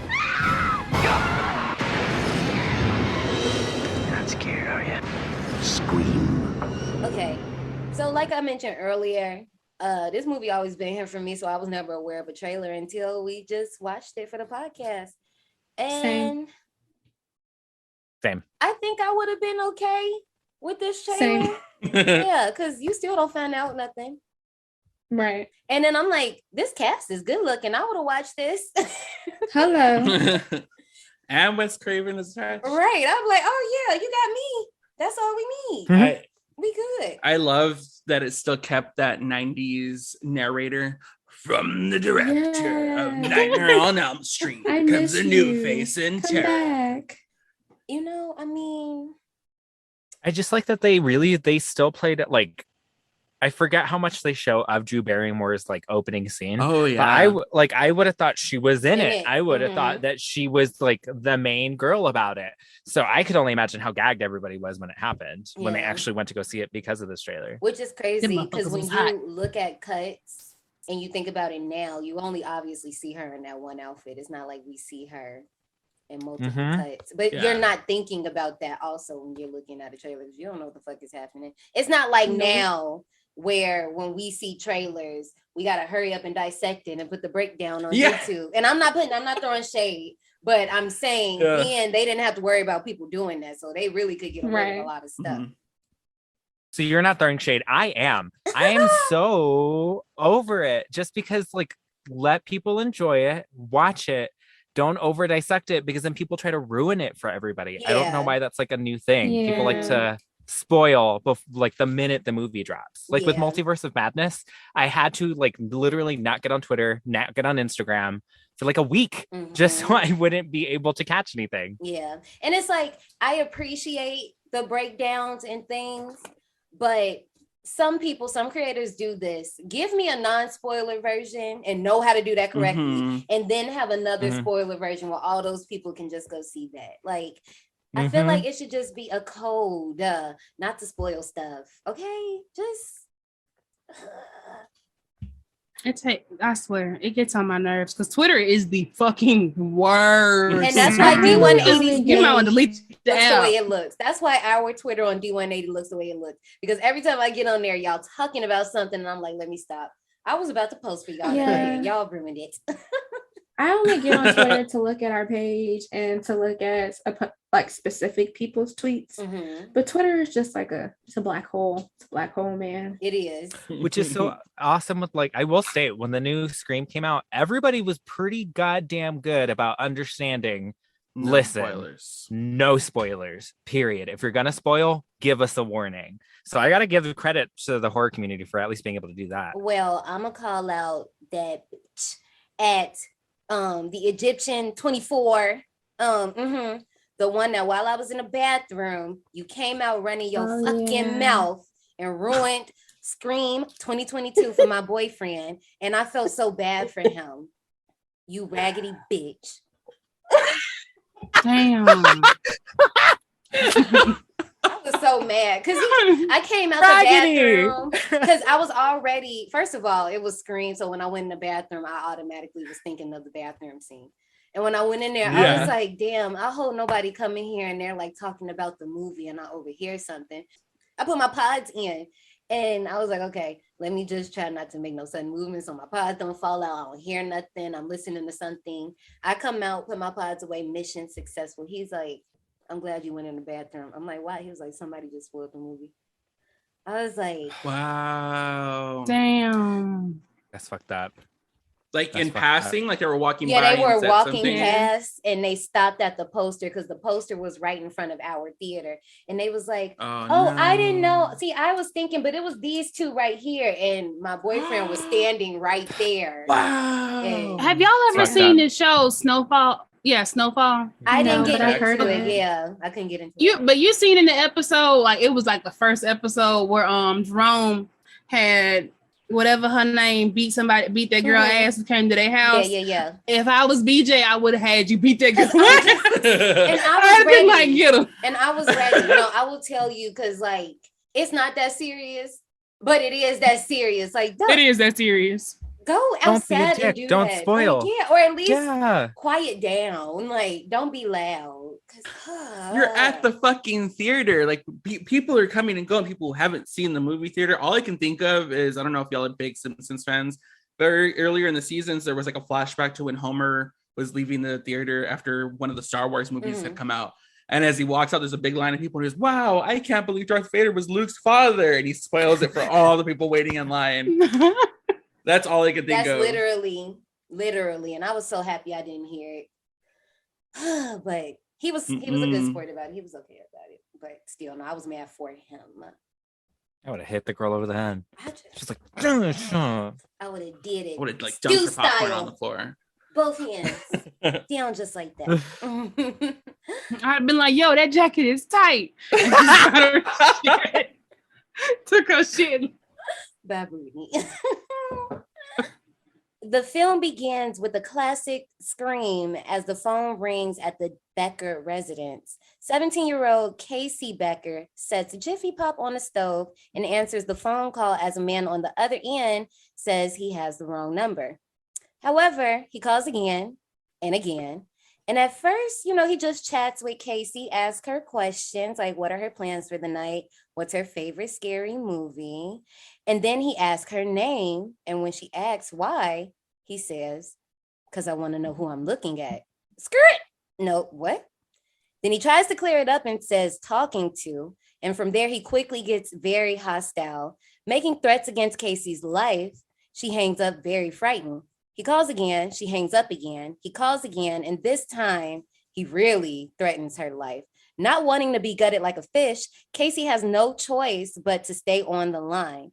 She asks what he wants, and he says, to see what your insides look like. She hangs up, but of course, he calls right back, and again, he tells her to turn on the porch light where her boyfriend, Steve, is tied up. He then explains that if Casey can answer the horror-based trivia questions right, she and her boyfriend get to live. This caller knows it all, baby. The police ain't coming to get you. You're not calling the police. You live too far out in the fucking country, honey. You could try it, though.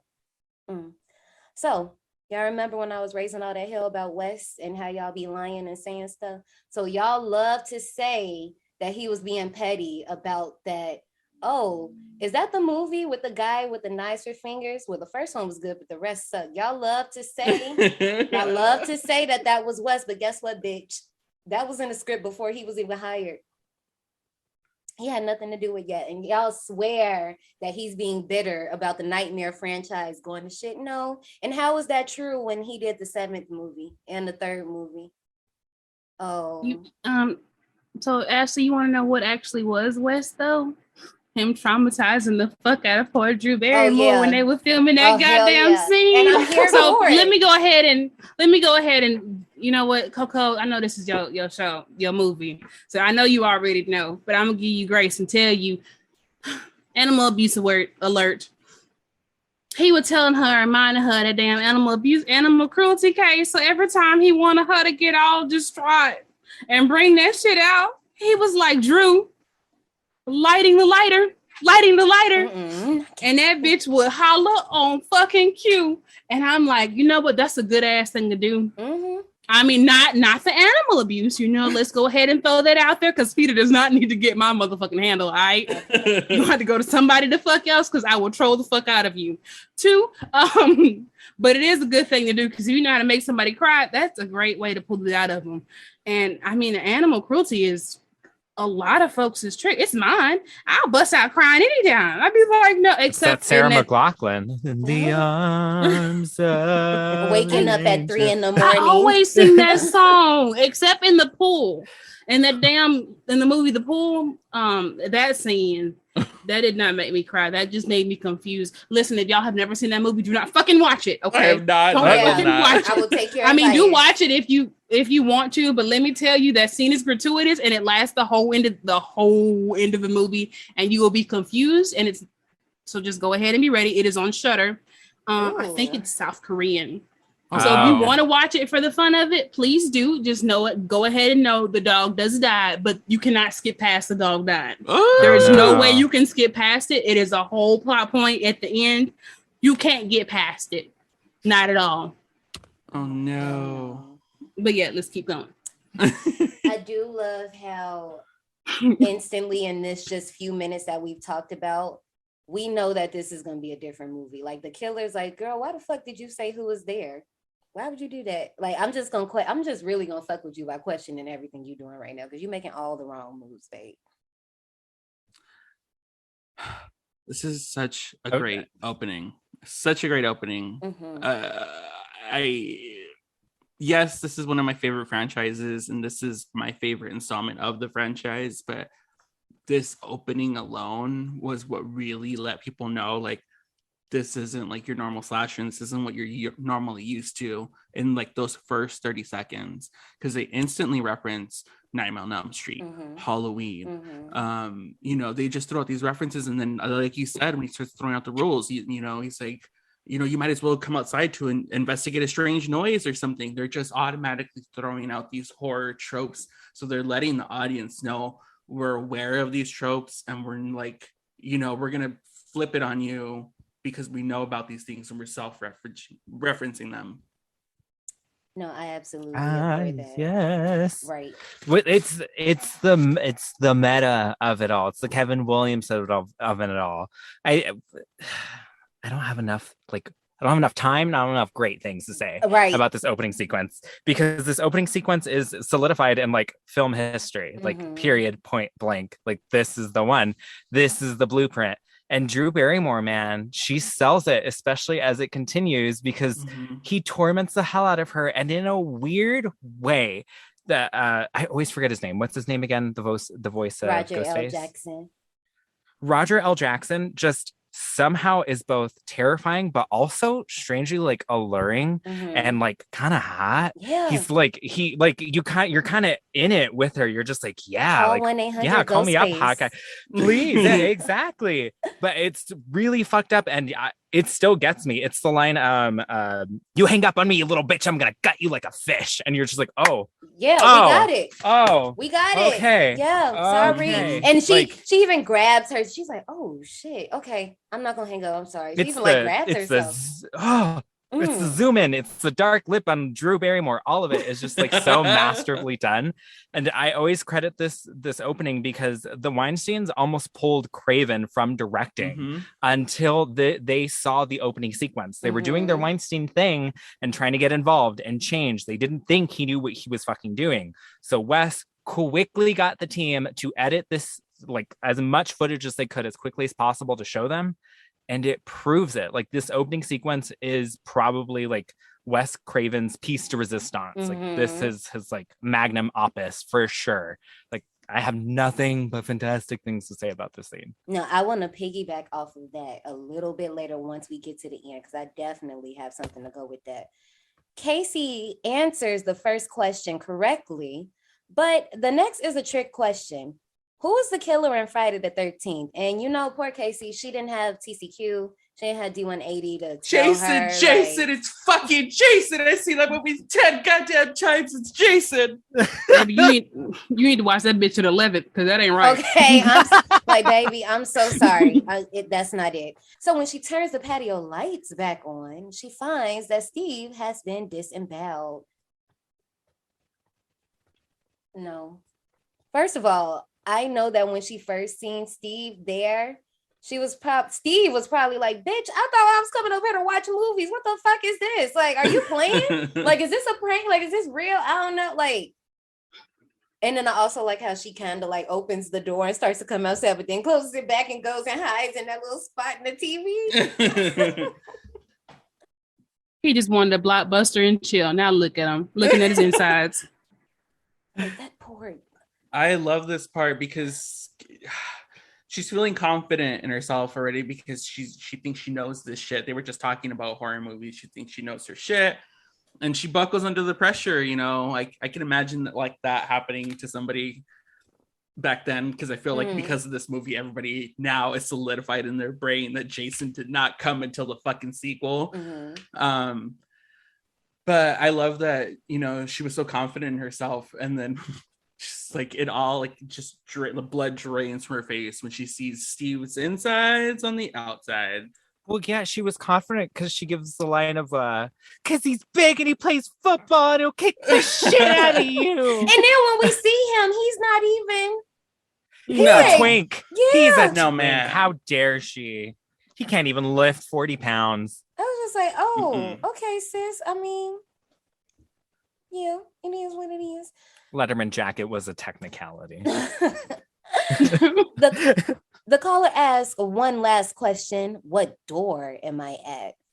Casey doesn't really give an answer, but if you think about it, she had a 50-50 chance. It was either the front door or the back door, but playing with these people, they was probably going to be wrong either way it went. Yeah. Now, this next part, okay, I'm jumping out my summary real quick, but this next part, because I just have to talk about it.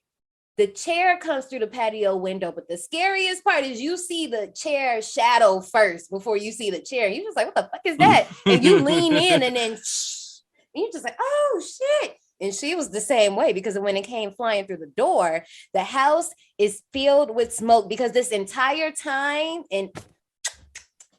that Jiffy Pop has been going off like fucking crazy. As the scene has been ramming up, the popcorn has been ramming up in the back, just timing the whole thing. And it's still going. Casey, with the phone in hand, attempts to escape the house onto the lawn, sneaking around the house. She sees a figure lurking in the house, but then is confronted by Ghostface armed with a large knife. First of all, when she attacked him and beat his ass with that phone, I just have to say right here, that's Wes in that outfit. And he was like, yeah, no, she really like popped me with the damn phone. Like it kind of method, darling. It were method. Right. That's what he get for telling them animal abuse stories. It was payback. I swear he deserved every lick for that shit. I love the part where the final question is, what door am I at? Because I feel like with every question, she's kind of filled with more dread. Like at first it was when he asks for her name, and it's because I want to know who I'm looking at, and he immediately changes like to his question. That was like the first inkling of her, like, what the fuck? What was that? And then obviously the second time is like, I'll cut you like a fish. And then I feel like this last question of which door am I at really just like kind of sealed her fate. Like she knows like she's kind of done for, and this is like her fight or flight response. Yeah, look at her bowl cut. She didn't have a chance. I was thinking the same thing. She was fucked from the beginning. Bangs, darling, was the bangs. Not the bangs. And not in a good way either. I know. Zoe Deschanel is pressed.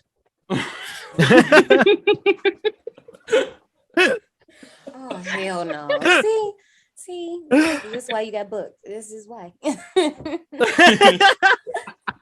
And Casey sees her parents arriving down the road, and she tries to, well, first of all, she fucking hesitated, and that was the problem right there. But she gets snatched, stabbed, and choked by the killer. Her parents finally walk up to the house as Casey tries to get their attention, but her vocal cords have been crushed, and she cannot get shit out.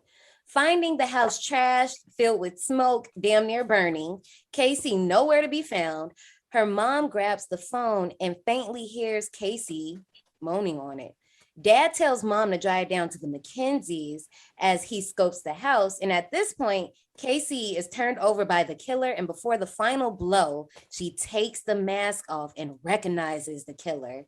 When her mom rushes out of the house, it's just about time that she sees Casey's corpse hanging from the tree, letting out the most blood-curdling scream as we zoom into the hot, flaming intestines that used to be in Casey's body. Steaming. So I want to ask, before we continue further, there's a whole bunch of different fan theories. Who do you think it was that stabbed and finished her off? Billy. Do you think it was Bill, or do you think it was Stu? Do you? It was Billy. Like, I get it. Stu. I get why people, and there's a video down below, y'all. So there's a YouTuber. I don't know if you guys have heard of him. His name is Zach Cherry. He started most of his channel on Scream content, and he has this really dope video mapping out the entire scene of like where the killers had to be at certain times. Dope. It's like it's fire. Like it's so good. But I really do think it was Billy, because we could talk about this now. Wes specifically had the killers have certain ways that they held the knife. So Stu does over the head and stabs down. Billy does, I'm left-handed, but Billy right-handed. Billy does one and done, like stabs. And if you notice, Billy likes to choke people. Think about all the other times Billy has attacked people. Stinky. Yes. Okay. Yeah. Bang, bang, bang. Okay. This is why we stand them. You're making me. See, I used to think I like the idea that it's Billy. I think that makes sense if he's just like one-handed, because that's how he tries to attack at the end of the movie when he goes at the end of it. But I want it internally to be Stu, because Stu just has. Let's just unpack this real quick, because you gonna vibe with me, baby. I know you are, because you're my baby. Look, it would be more sense because that's the ex. We find out that they're exes, but it also makes me wonder, does Casey like horror movies because they dated, or did she already like horror movies? Oh. You know? Because it's like, bitch, Call you in. Here, who do bitch, you think? You in here watching horror movies with another dude? You think I'm gonna let that slide? Like, that would be all perfect for Steve to do. You got a point. But only off of the sole fact that the way that the knife is held, but also it's something else that happens. It's something else. Something else happens. This Ghostface isn't clumsy. That one that does that part isn't falling all over the place. They're pretty much on it. And we know, like, between them two, like, how they roll. So that's why I think it's Billy. And it makes sense to me. No, I know why it's Billy, but I'm gonna tell you later. No, I just thought about it, what the other thing was, but I can't bring it up right now. Okay. I think that was all my notes for this part. Oh, but like the whole end cap just for this whole opening, like I do this a lot when we talk about like particular scenes, but this scene, I could show this particular scene to anybody who's never seen Scream, and you will understand the whole franchise because of this scene. And like I had nothing but fantastic things to say about this scene, but like Drew Barrymore, man, she's good at dying. I will just say that. She is so good at dying. She's so good. She's so good. You feel for her. And like, as an audience member who's probably really aware of her and her stardom, this has got to be a huge shocker to see her die in such a horrific, psychologically fucked up way. Is like as odd as that sounds, tremendous. This is tremendous work. Bravo to everybody. Like, this baby, she done gave us a Stephen King, and she got a Wes Craven.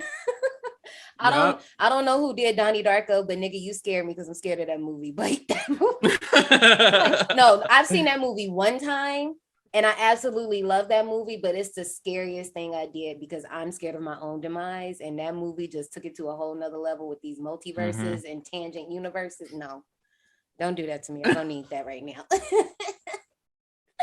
So look, we meet our real main characters, Sydney Marie Prescott. If you ain't been here before, act like you've been here. All my final girls got nicknames that I have bestowed upon them. So this is Sydney Marie Prescott. Nice to meet you. Yes. She's in her room as her boyfriend, Billy Loomis, pops in the window like this is Nightmare on Elm Street or something. Right on cue, her dad comes in to remind her that he'll be gone for the weekend on a work trip. Because in a horror movie, parents are never fucking there. Can we talk about how we just know that Sydney is supposed to be our final girl? When she pops up on the screen, this baby got brown hair, a little ponytail. She just looks so baby innocent. I'm like, yeah, this is our girl. This is her. It's the eyes and the bangs. The bang. The bang. Yes. I think it's definitely reflected in the cinematography, because we just ended this very brutal, cold open, brutal kill scene where we just killed off the person that we've been advertising in all our trailers and all our ads on every billboard. The audience just recovered from that, and we just got our title card. And then what's the first thing we see is like Sydney all over, like it's a close up of Sydney. And so I think that's why the audience immediately connects, like, this is our main character. This is our final girl. Because boom, bitch takes up the whole screen. Yeah, that's Bae. That's her. And what a beautiful face. Beautiful face. But not Billy with the, like, I know it was the style. But like these, what are these? What are these right here? Like, what is happening? He can have them I just want to brush them back. I want to brush that greasy hair back so bad. It's greasy. You need to wash it before you brush it back. You gotta get all the grease out first. Ooh, Billy Loomis. Okay. Wait, y'all, I'm just want to circle back to something that was said. Y'all were talking about Sydney and that face was Don't beautiful. do that. Don't do that. Don't do it. I will boot you. Sydney has an acquired taste. Do I have that acquired taste? No. Do y'all have that acquired taste? Yes. You the same? No, because you the same person that think Annabelle looks good. So no, we not listening. Hold on, wait. Let's go ahead and circle back to that shit. I said she looks alright out the box. I never said the bitch was the best, the belle of the ball.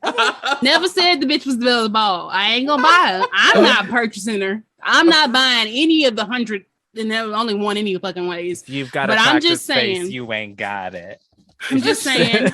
Okay. That y'all got, it's an acquired taste and y'all acquired it. Me and a lot of other folks didn't, and you know it's okay that y'all the ones capping. I guess like that producer hat you be wearing, Ashley, you just be wanting to put that bitch on, and all y'all wearing it together. Cause looking at her, I be questioning everybody. Cause oh shit, I don't know what the fuck y'all was looking at. Them bangs, everything. The bangs, the brows, the hair, the mouth. lips, I mean, you're literally listing everything that was that's acquired. You're literally listing all the acquired features. I'm glad you're supporting my point by adding everything. Ray's dead. Ray's dead. I just, there is gaslighting going on yes, here. because I'm like, why are you doing this, baby? Because you know what you're doing. Shit, I mean, it's not gaslighting. It's okay. It's the truth. No, the truth will set you free. Anyway, my opinion. Right. Anyway, back to Billy. He tells Sydney that the relationship has been like the TV version of The Exorcist with all the good parts missing. It started with a hard R, maybe getting into a little NC-17 territory, but now it's looking real made for TV. Basically, you know, he's just trying to dry hump her. He like, damn, can we do a little something like, damn, like some on top of the clothes, you know? He must have ate oysters. He must have really got on that. He was really, really funny. That too is an acquired taste. This analogy of that he gives her of the relationship is a red flag, to say the least. Like if my man came up to me and was just like, we used to be hot and heavy and now we're made for TV. I'm like, ew, first of all, why are you throwing like film references at me just because I'm a film nerd? Not in my relationship, boo. But I don't know. It's weird. It was a little weird, to be honest. It's that Kevin Williamson script. I know. It's just, I don't understand why he needed to apply this like film terminology and meta-ness to a sexual relationship between two, quote, teenagers. Because listen, okay, it's because a gay wrote it and he's like, I don't know how to talk about women. Let's talk about movies. You're a PG-13. That's what the straight's like. Like, hello. It's been done before. Vertigo. Hello. Maybe he meant like Buffy, like that was the made for TV, and I mean that's all I can get. That's all. I just can't get over the fact that it's The Exorcist. Like that's what sparked this conversation. So Pazuzu causing me to vomit pea soup made you think of me, right? I think it was the masturbation scene with the crucifix that did it. That's why it was edited out. That's why I think that was it too. I truly think that probably is what did it. I mean, when I think of that, I automatically think of Sidney Prescott. Well, like you're so stupid. Of course. I just think it's funny because like this universe is only about movies. That's the only thing anybody talks about, which is why we like it so much. We talk about movies. That's but true. Sid's like reaction is like, would you settle with PG-13? And then just straight up flashes. And we don't see it. It's just the back. Like, oh, this is really PG-13. It was PG-13. Yeah. Breasts. When do we see Sidney Prescott's breasts? Show me them titties. Okay, because it ain't in none of the stabs, ain't in none of the screams, none of them, never. And I wanted to see them. Oh, you want to see that? That's what you want to see on her. What do you? So I mean, it's me titties. too. It's a slasher. But I'm just saying, it's a slasher. We deserve it. I'm never turning down titties. I don't care if they're acquired taste or not. I'm gonna Amen look. to that. So I'm gonna look, but that's what's so fun about Sid as like this final girl. The final girl is always depicted as like a virginal, sweet, never does anything. And Sid's kind of trying to play on that convention by not allowing anything more than like making out to happen. But she does flash her titties, Okay, you know? So 'cause she's the it bad gives you a good little girl. thrill, just you a know? little thrill. But now she's not a virgin anymore. Right. Not right. Oops, I did it again. Now here's I was the thing. half a virgin when I met him.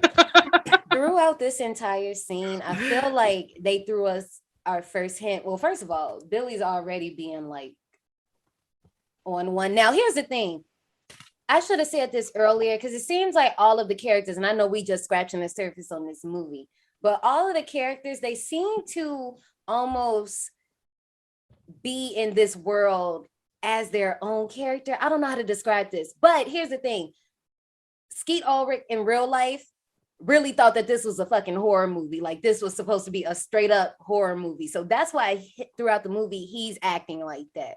Everybody else knew that this was supposed to be just satire. So he's the one that's just like all the time looking through his brow and stuff. Yeah, he's giving Meryl. Yeah, he's definitely like channeling Meryl Streep in this moment. His method. Yes, that's what he likes to call it. I think definitely like Matthew and Rose definitely leaned into the horror, and they saw the potential of the like comedy to like horror ratio between the script. And I think them like their two characters alone really deliver the memorable lines and scenes and comedy for me. Like they completely understood what this script was supposed to be. And I'm not saying nobody else did, but those two, they got 100s like straight through the board. But this next thing, I feel like we get another little hint of who the killer is, because if you notice, there's a cover of Don't Fear the Reaper playing throughout this whole little bedroom scene.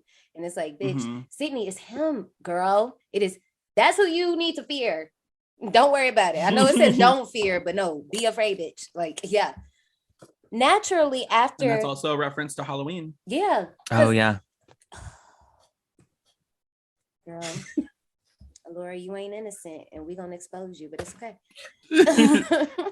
Naturally, after the brutal murders of Casey Becker and Steve Orth, Woodsboro High School has the police and media everywhere, including Gail Weathers reporting from Top Story. Sydney meets her bestie, Tatum Riley, who fills Sydney in full detail on why the school's in a media frenzy. According to her brother, Dewey, who's the deputy, by the way, these murders are almost as bad as when, well, she realizes what she's about to say, and Tatum just abruptly stops short and leaves Sydney in an awkward moment. The lime green suit on Gail. The lime green suit. Let's talk about it. Let's talk about it. Here's the thing. So when the scene sweeps to the left and you see everything is dull. Everything is just bland, but you see that pop of highlighter. I don't know if it's highlighter yellow or green, but it looked green to me. You just see it and it's like, okay, so she's supposed to be important because, yeah, you know. And Tatum is a cutie. She's such a cutie. Coming just through right with her top. Johnny Depp like fan outfit, like wearing straight up what he wore in Nightmare. Gail's questionable choices. This will not be the first Gail questionable choice. She will make multiple questionable fashion choices throughout the franchise. Okay. Let's RIP to those bangs in 3. Okay. That wasn't her fault. Look, I'm sorry. I'm gonna have to step in right here. And you know you know how I feel. That wasn't on her. Somebody fucking hated her. Oh, whoever it was, I promise you're gonna get yours one day, because you fucking hated her the way you treated her. Beyonce. It was the same person that did her. Oh God. You will not see heaven. Because see, look, now we about to have fucking bees in our comments. Oh, well. Not the beehive. No, they probably got us tracked. They probably do. I wouldn't be surprised. Tracking everybody. But this script is so strong with Kevin was very adamant and aware of the archetype of like strong female characters in horror and totally played that up with this entire cast. Tatum is fantastic. She's a wonderful character, not just like the supportive best friend to like the main girl. Gail is somebody that we never really get as a female character, just like a strong, hard-headed, bitchy woman who knows what she wants and she's gonna fucking get it. She's not afraid to step on anybody. This is why we love her. We need that type of character and a lot of these horror movies, and Kevin did it wonderfully. In class, Sydney stares at Casey's empty seat, and she's called in for questioning by the police, which leads us to the scene of our resident teens at the fountain discussing who could have possibly killed Casey and Steve. Honestly, they really just speak about Casey. Nobody honestly seems to give a fuck about Steve, but we'll talk about yeah, that. fuck Steve, man. Yeah. Fuck Steve. Okay, I guess we can talk about it now because it's just crazy to me that this was an athlete, and this is how I know he must have not been shit because nobody says the athlete. Y'all know the school go nuts. Steve. He wasn't even in sports. $10 he got that jacket because he was in theater, and they were like, oh, the theater kids need sports jackets too, which is why everyone's just like, kind of like how you got yours. The look on me and Brittany and face, I wear it with pride. I thought that you were about to say like water boy, equipment management or something. You took it there. Theater major. I promise, survivors, Ashley and I simultaneously put our hands over our face, over our mouths. It's like that Barbie gift, shock. that little Barbie gift, where she'd be like, and we both just did the same thing and just didn't know what the fuck to say. I was speechless. Like, that don't happen. Because it made me think of when we covered Jennifer's Body and how they all reacted. And every movie's different, but it made me I'm not think even of a backdoor those virgin movies. anymore. Thanks to honest. But we see how they reacted to death. In this movie, these teens, they don't care. They play like they're joking about this girl's liver being in the mailbox. Like, they don't take this serious. It's hilarious, but like now this shot of them at the fountain is like, this is like the Scream shot. Anytime I see it in like a CW show, anytime I see it in like any sort of like establishing cool teens that hang out together, it's Scream. Thank you, Scream, for laying the foundation. Look, listen, we love foundation layers. Now, I do think there's an interesting conversation that happens, and it's like, here's the thing about Scream. I always say, and I said it before, this movie rewards you on rewatches, because I know a lot of times when dialogue comes, people don't pay attention unless you're one of those people that's for real watching it. And this conversation that Randy, Tatum, and Stu have talking about the killer, because they're like, well, did he ask you if you like to hunt? And Tatum's like, well, why would they do that? They didn't ask me that. And Stu was like, well, because there's no way a girl could have did these killings. And Tatum's like, well, why couldn't the killer be a girl? Like, so I love that they're literally, they're having this entire conversation, and it's crazy because people are thinking that now in these days we're just now putting women in the forefront. And like you said earlier, Nick, no, we was doing it. Y'all just weren't paying attention to the dialogue. Y'all weren't paying attention to the lingo, baby. But here is where I wanted to bring it up, because in this conversation, you know, Randy on his bullshit, and he just like, how we know, I think he says something like, something accusing like Stu or something like that. I can't really like get it out right now. But Stu goes, I didn't kill nobody. And just gives a little eye. And Billy's looking. First of all, Billy, the way they're sitting, they're all sitting like in a line, but they're kind of staggered. But Billy is kind of like behind Sydney, but you can't really see him. But he can see Stu, and Stu can see him. And Billy's like, nobody said you did. And that's how I know Billy fucking killed Casey. That's exactly. Not only that, he looked like he was over the whole entire conversation. Billy, he was over it. He didn't want to be there because he like Steve, like if y'all like Stu, you doing shut the fuck up, like tact, and that's why he said it's called tact, because he was doing too much. That's why. Fuck rag. Like y'all have no decorum. Shut the fuck up. Quit talking about this. Let's just change the subject. Can we not talk about how nice the weather is? Like, please. Okay. You know that's my favorite word. I love decorum. And this is also where they pulled Sydney aside for questioning, right? I forgot how uncomfortable I was when Brittany, I don't know why I wanted to call her Brittany. When Sydney gets to the office, when Sydney gets to the office and they start questioning her, and the principal kind of leans in to comfort her, and he grabs her by the chin, which was so uncomfortable and uncalled for. It made me very uncomfortable. And even like Dewey caught it, or the sheriff caught it and gave him a look. I was like, no. Backup funds. I would just back up Vice Principal funds. It's okay, Ray. I think it's just retribution for me saying she has an acquired face. That's all it is. He's inspecting to make sure. You're kind of cute. Sydney arrives home and thinking of what Stu said about Casey's liver being in the mailbox, she checks her own mailbox.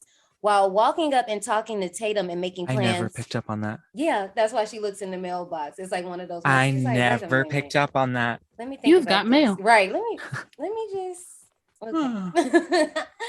While walking up and talking to Tatum, making plans to stay there overnight, she notices the door is open, but she goes inside anyway and gets ready to leave.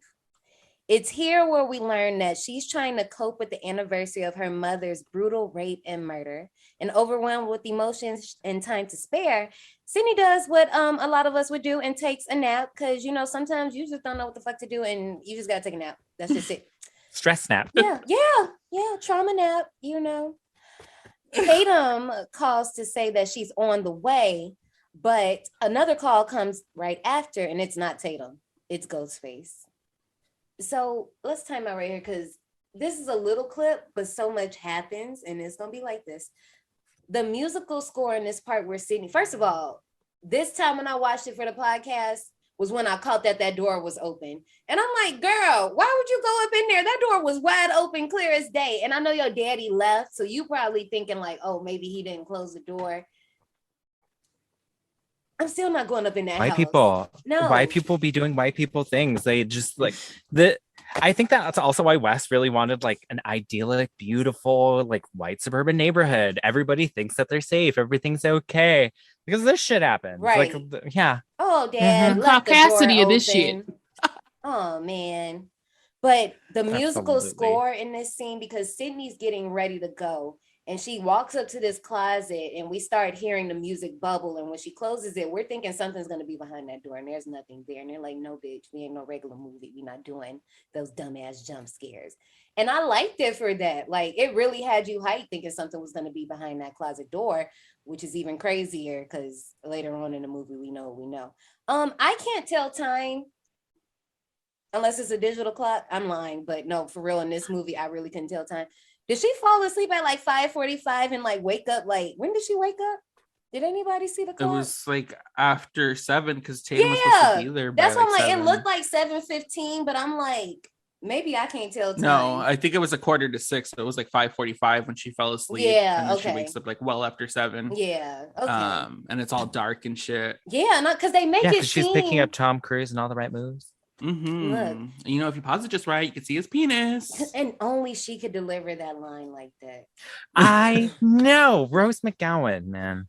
But they made that nap seem like it was so much longer than it was. It wasn't really that long. But I'm just like, oh, damn, this seemed like... I thought She didn't even have the drool yet. Oh, my God. She didn't have the sleep mark. From the pillow. Yeah, you like- know, when you get that tattoo. That deep nap. But also, I don't know if you guys catch Tatum. She goes, oh, I'm so sorry, Sia. And then she says the thing about Tom Cruise. She was like, well, Stephen Casey didn't bite it till well after 10. I know. This is what I'm talking about. They town- don't take this serious. This town's been through enough trauma. They're just like, it's a regular Tuesday. We're an idyllic white suburban neighborhood, but we do joke about serial killings. Right. And I White know people. we do it, but it's just like, damn. I guess I it don't just know. happened. Maybe it's also Kevin and Wes trying to comment on the fact that like a lot of the 90s generation kids were desensitized by horror. And so like real life horrors don't really shock us anymore. I love especially it. in this day and age, but we're not Mhm. going to get into that because that's a whole nother podcast. Oh gosh, it really is. Oh goddamn, you right about that.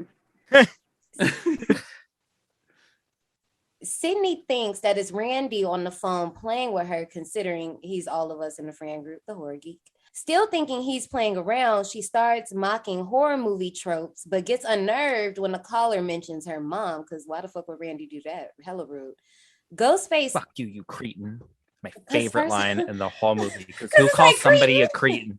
Like, who says cretin? Because, okay. I love that word. I got Right, that it's- word from SpongeBob because beautiful. I think I heard, did SpongeBob say it to Mr. Krabs? Somebody said it to somebody in SpongeBob and that shit took me out.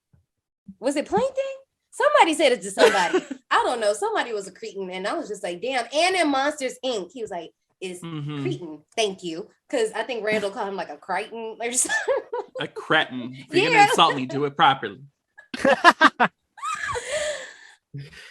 Ghostface tests her, but Sydney don't give a fuck. She goes out on the front porch after the killer claims to be out there. Sydney, she bold. What the fuck am I doing? What am I doing? What am I doing? Sydney decides to play a game of fuck around and find out, and she sure does find out when Ghostface breaks in through the closet that she checked earlier, that we got the music. Surprise, there bitch. was nothing there. Oh my gosh. And starts to attack her and tries to murder her, chasing her. I love this little mini chasing her up the stairs. However, Sydney manages to barricade herself in a bedroom, then calls, IMs the police, forcing the killer to flee the area. I didn't know you could do that. White I don't woman think in you trouble. can. That's all I could think about. Damn you, scary movie. Yeah, That's all I could ever think about. I also think about when she like throws the bike and then she throws the vase and then she throws the other thing. And you just see like Ghostface's little quick. gown just flailing everywhere, like like just like that. So was Ghostface really in the closet the whole time? I was hiding. Were they hiding elsewhere? And Okay, stuck now down here's to my the thing. closet? So remember earlier when I said that door was open? I think they had already been in there. Because now I know we just seen them at the film. So this would mean that somebody had to be like a bat out of hell and get to the house. But also when you think about it, they had kidnapped Sydney's daddy. So they probably did that earlier and just left that door open so they could get back in later or something. I don't know. I really don't know. So Ghostface was just right. She's never gonna get me. No, wait. Can you imagine like when she opened the closet and he was in there? He's like, oh. He has a coat up like this. wait, like Serial Mom. She uncovered the curtain. Yes. Just sitting here. We love Serial Mom reference. Yeah. Oh hell no! I love that movie. I do too. Icon. Sydney's hilarious and Sydney's great. And this is where I'm going to start defending her because she's also aware of things, but she's also still the final girl. She's like, I know rules. I know stuff. Oh shit, you're real. And then she gets chased up the stairs. I don't know. There's just something about Sid that she always delivers everything with like a snarkiness of like, I'm over this shit already that I just love. And this is her first ride around the park. And she's already tired of it. Okay. Look, she's been through enough shit in her life. Okay, for real. Amen. You're right. Oh, I see where I'm at. Okay, I see where I'm at. Should have died on screen 4. I'm gonna give you the black mama stare next, okay? And I'm gonna make sure my camera's in perfect position to do it. And John, they gonna give you the black auntie stare. Thank you. It makes sense. I only agree because I feel like that movie was doing a great job of sending it off to this new cast, this new Scream. You can hear us talk about it in literally our last episode for season 2, our season finale. We rank all of our Scream movies. The newest Scream is at the bottom of my list because they just did the trilogy. Both of our lists. They did the trilogy cast so dirty, and they should have killed her off in 4. It would have just made more sense. It would have been way more significant because this 5th one just did so dirty to the trilogy characters. They made it beautiful. Like, all jokes aside, the hand holding, this is not about Scream 4. I'm sorry. I know. It's hard to talk about Scream without talking about the whole other franchise. No, it is. Yeah, it's really difficult. And we was like, we're gonna try, but it's inevitable. It's really hard. They're synonymous with each other. Mm-hmm. It was just very beautiful in that film, and I appreciated it. And I think I would have felt better about it. And then they did the okey doke on my ass, and I was like, "You son of a bitch!" So that's just what. That was one of the many reasons. Fucking Myers. It made no sense. It's not Michael. She's not Michael. There's not enough fucking blood in anybody. Not enough. If I asked a blood transfusion on the fucking road. She got white insurance, so. the caucasity of this bitch. She should not have made it. I think she covered. Right on cue, Billy pops in through the window claiming he heard screaming. Hugging Sydney, a big blocky ass 90s cell phone drops from his pocket and Sydney is shook. Because if that You had mean been cellular device? Look, okay, They cellular say it phone. so many times. A cellular Sure, phone. everybody's got one. But no, I'm saying if It's- that phone had a fell a little bit more to the left, Sydney's toe would have been done for. That would have been out. Because you know them phones was big. Like them phones was It had an antenna still. Dude. You know what? She would have had a Dewey limp that would have went away and came back if that motherfucker would have on her foot. Because she would not have been Bye, okay. girl. That was a big not the Dewey motherfucker. lip. That was a time capsule for sure. The Oh my God. phones, the computers. Like the last 2 seconds of that chase scene. The computer, the phone, the greasy hair, and the bangs with the scrunchie. Wait, because It was the scrunchie for me. It was the scrunchie for me. I am a scrunchy girl now. Okay, I literally just had my hair up in a little thing with the cutest big scrunchie. I love it. I'm happy we brought that back. Okay, and I don't care. It's okay. I will call myself out. It's an accessory. Okay. Sydney runs away from Billy down the stairs and swings the door open and starts screaming at a screaming Ghostface, screaming back at her. But it's just Dewey. Sorry. He found a mask lying around the house. And while Billy is arrested, Tatum's late ass finally pulls up in her red Beetle a la Jack Torrance in The Shining, while Gail Weathers also pulls up. And like the bomb bestie that Tatum is, she dismisses Gail. Girl, we're not talking to you today. We're not doing this press stuff. Like, leave it alone. Yeah, you're a real pain in the ass. I'm not talking to you. I'm not sure why they went with the choice to make Dewey so comical, and I was waiting for the do do do do do do right noise, from like... Halloween 4.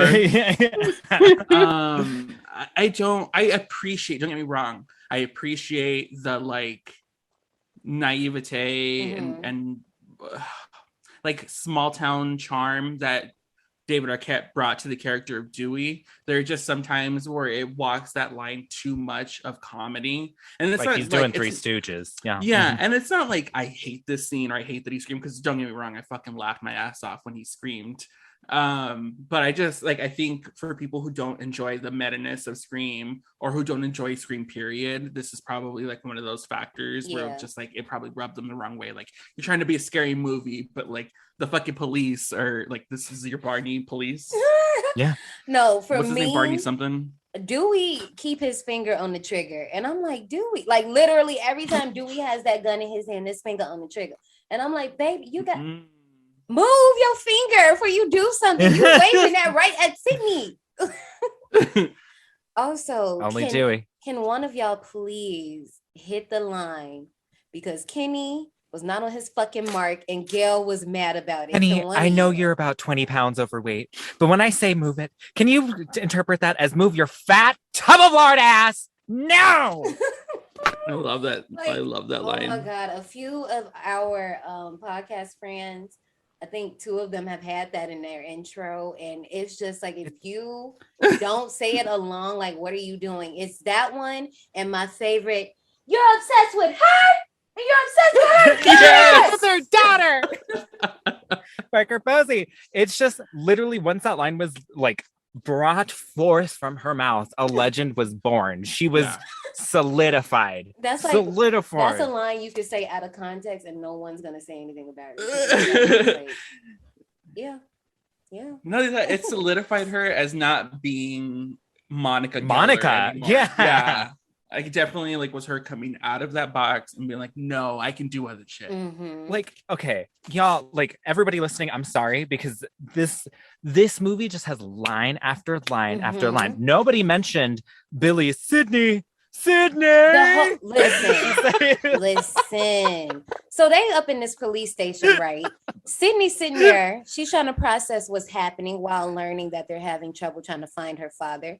Meanwhile, Billy is literally sitting like on the other side with his father being interrogated for this and the previous murders. He maintains his innocence while glaring at Sydney, who's still just sitting there numbly. He's like, I didn't do it. Turn around and glare at Sydney. I didn't do it. Turn around and glare at Sydney. They don't want to be screaming her name when you walking out. I'm like, dude, what you want her to do? Billy, Like, what kind of crackpot police department is this that they let the victim sit across from the fucking killer and The they can see same each other? station that hired Dewey as a sheriff. Like, he's got his finger on the trigger the whole time. Like, this station is like, you wonder why nobody caught Sid's mom's killer. Like, this station has no idea what they're doing. Listen, The same one from When a Stranger Calls. yeah. Exact same one. And it makes me just think, like, is that the joke? Because in most horror movies, police officers are pretty incompetent. Like, they never fucking be on it. Aloof. Sure. Unless it's Yeah. John Saxon. That's the only exception I'm gonna make, because we ain't gonna speak bad on that Italian Flame's name. No, we're not. Outside of the station, it is swarming with the media, including Gail Weathers. Tatum, knowing Sydney is clearly uncomfortable in the station, requests that she and Sydney leave. After sunning Dewey at work, Dewey sneaks Tatum and Sydney out the back, but Gail, who was already looking for another interest, spots her, being very pushy and intrusive. Gail, on live TV, tries to get Sydney to give her a little something, and Tatum's like, no, Gail, this ain't what you want. But Sydney like, nah, I'm with the shit. So Sydney gives her exactly what she wants and bops her ass right in the face. Yes. Bam, bitch went down. Bam. I'll send you a copy. Super bitch. Tatum, you didn't have to bust Dewey out at work like that.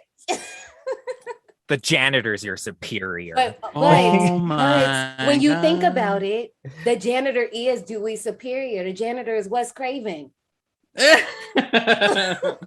Like, oh, inside joke for the cast. right. I was just like, oh, okay.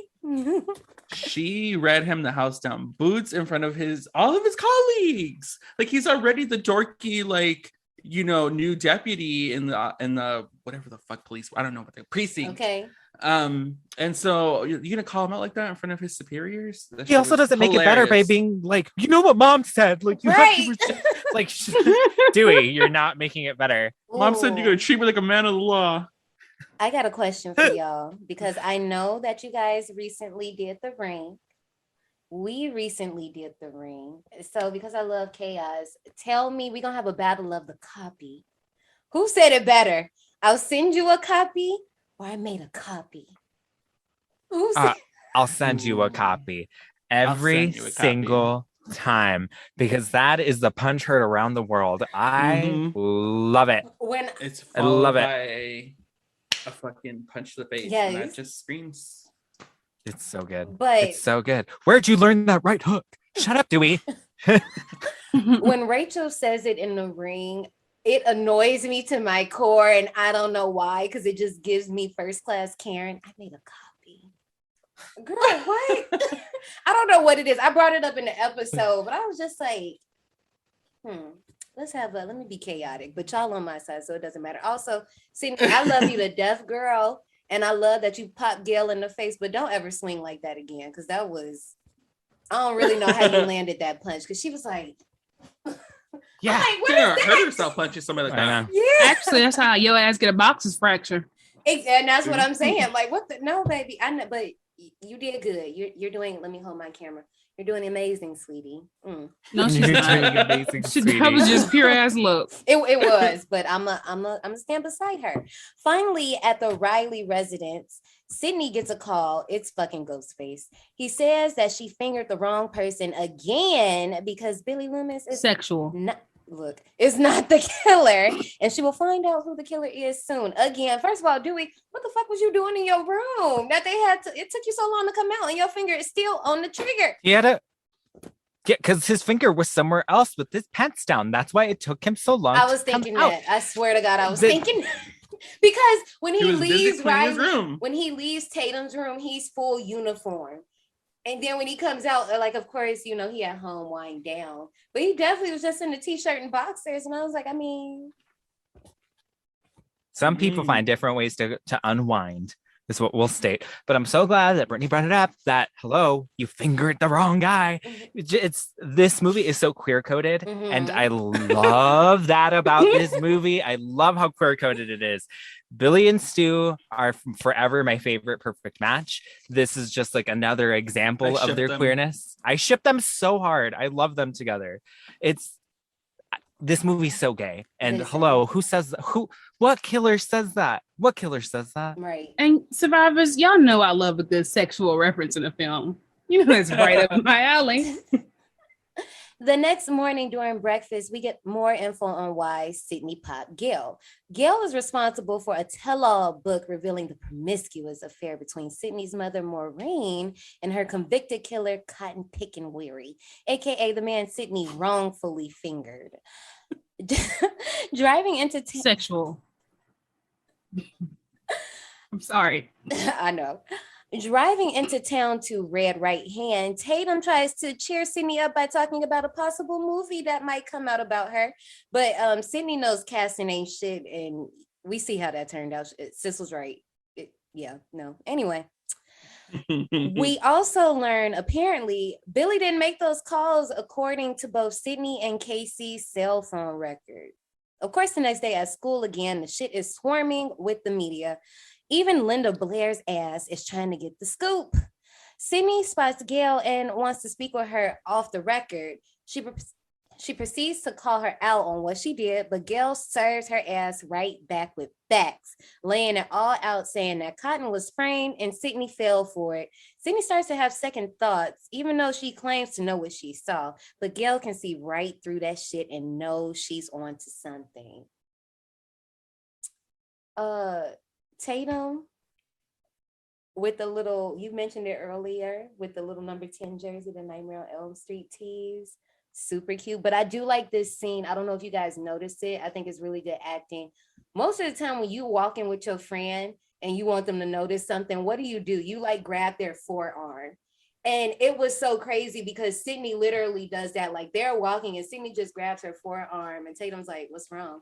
And they just like do this subtle little look and both of them automatically know where to look. And it's so realistic. Like I know it's a movie, but that part was choreographed so well because I'm like, no, damn, I do that all the time when I'm trying to be discreet and I'm trying to get my friend's attention. Just a little shoulder tap, little small stuff like that in this movie. I really adore. I know. Yeah, it's that small, shit. Like, remember this. We're gonna talk shit about this in like 2 minutes, okay? Mm-hmm. Like, Yeah. look to your left. Look to your left. Not too much, but just a little bit. That is just there. You know what? I'm just. Mm-hmm.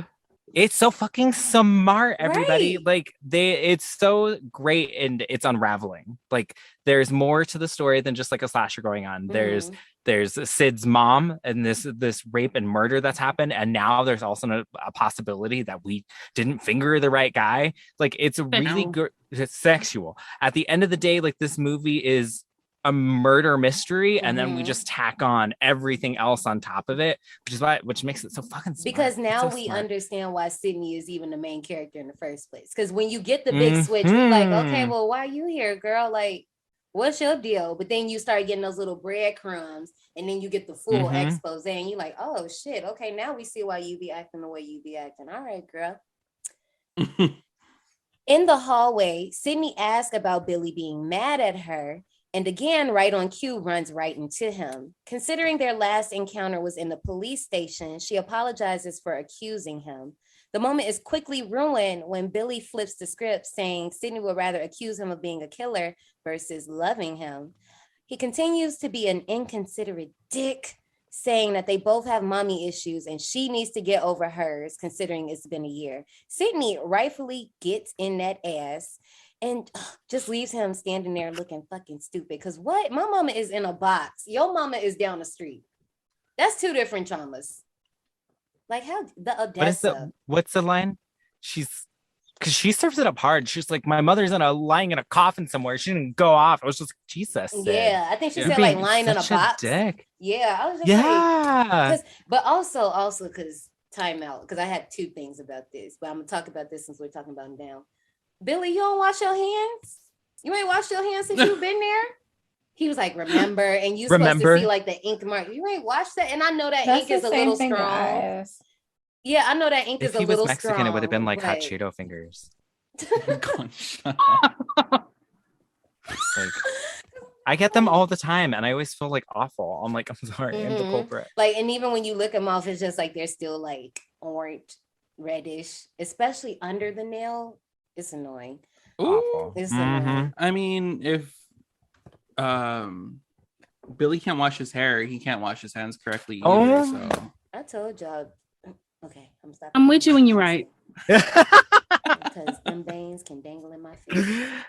The only thing I will say about the scene is, I hate to say it, Tori Spelling does a fantastic job at this in this sequel. I will state that. No, okay, because here's my thing, and I brought this up because we did Scream 2 with the horror bandwagon, and I think I brought this up. I was like, well, how y'all know this scene word for word? Who did y'all talk to? Because Billy dead. We talked about that in step 2. Yeah, I'm like, I know that Sydney ain't talking because she a Libra and she like me. I'm not telling you shit you don't need to know. So how y'all know that scene word for word? But I'm gonna let you rock. The school had security cameras with audio. So they just pulled the tape. Obviously. Perfect. They just pulled the tapes. Now here's the next thing. Stupid. Let's pay attention.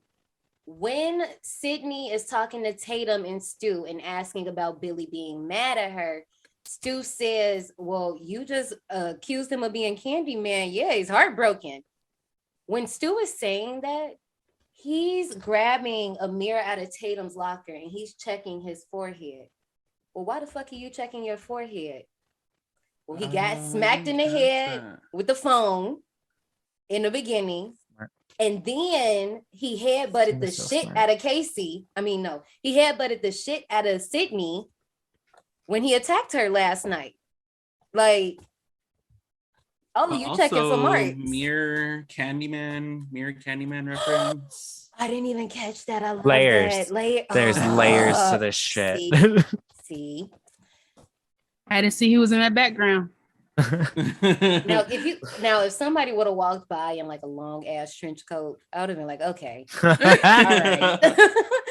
She runs into the bathroom to have a moment, but there are some girls in the bathroom talking cash shit about how they think Sydney made all this up for attention. They are so jealous. Anyway, they even think she killed Casey and Steve. They bring her mama into it, saying that murder probably caused her to snap and become a killer. Right as Sydney fucked her up royally. I'm just like, where do you get this stuff? I could tell between their friendships. If this was Jawbreaker, the blonde girl is Courtney Shane, and then the other girl is Rebecca Gayhart's character. Just like, girl, like, oh, absolutely. Girl, shut up. Where's you getting this stuff? Just no, you're doing a lot. Right as Sydney comes out the stall, she senses she's not alone. She even heard somebody whisper her name. Searching around the messy bathroom, that is terribly messy, but a pair of boots comes down and then a cloak appears right over it. This figure comes out and attacks her, but she escapes. Outside, Gail spots Dewey and tries to get some more info from him. She tries to butter him up, but Dewey sees right past that BS. Kind of, not really. Time out real quick. Sydney, you should have popped them girls like you popped Gail. Now, I know we talked about your punch technique, but why you ain't popped them? I would have popped out that bathroom. You can learn how to punch better. Okay, because who would have checked you? Literally, who would have? And I'm not saying use that to your advantage, but who would have checked you?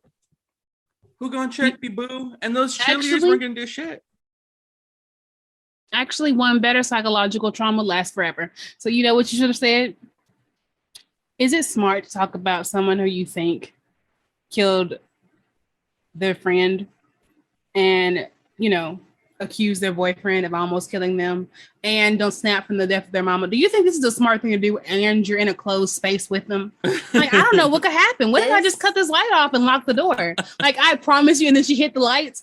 I promise you they would have never looked her way ever again. That's all she had to do, and that shit would have been over. But you know who you acting like? This is why I know that you love Ginger Fitzgerald from Ginger Snaps and Jennifer Check, because that's some shit they would have did. That's some on-brand shit that both of them would have did. Turn out the lights. Okay. Commit a murder. That Mean Girl speech though, whew, everything. They go for the fucking jugular, and that's how they and are. I know that high school girls are mean, but that was mean. I live because, like, we never hear from these characters again. Nope. We never. Why are you giving the most fucked up shit to these two random ass high school girls? I love it. I love it. You're here for the drama, and that's what I'm here for too. Yeah. Okay, so at this point, I feel like there's a bit of editing that could have been edited a little better. Okay.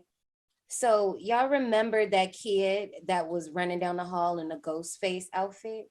So apparently here was another little hint.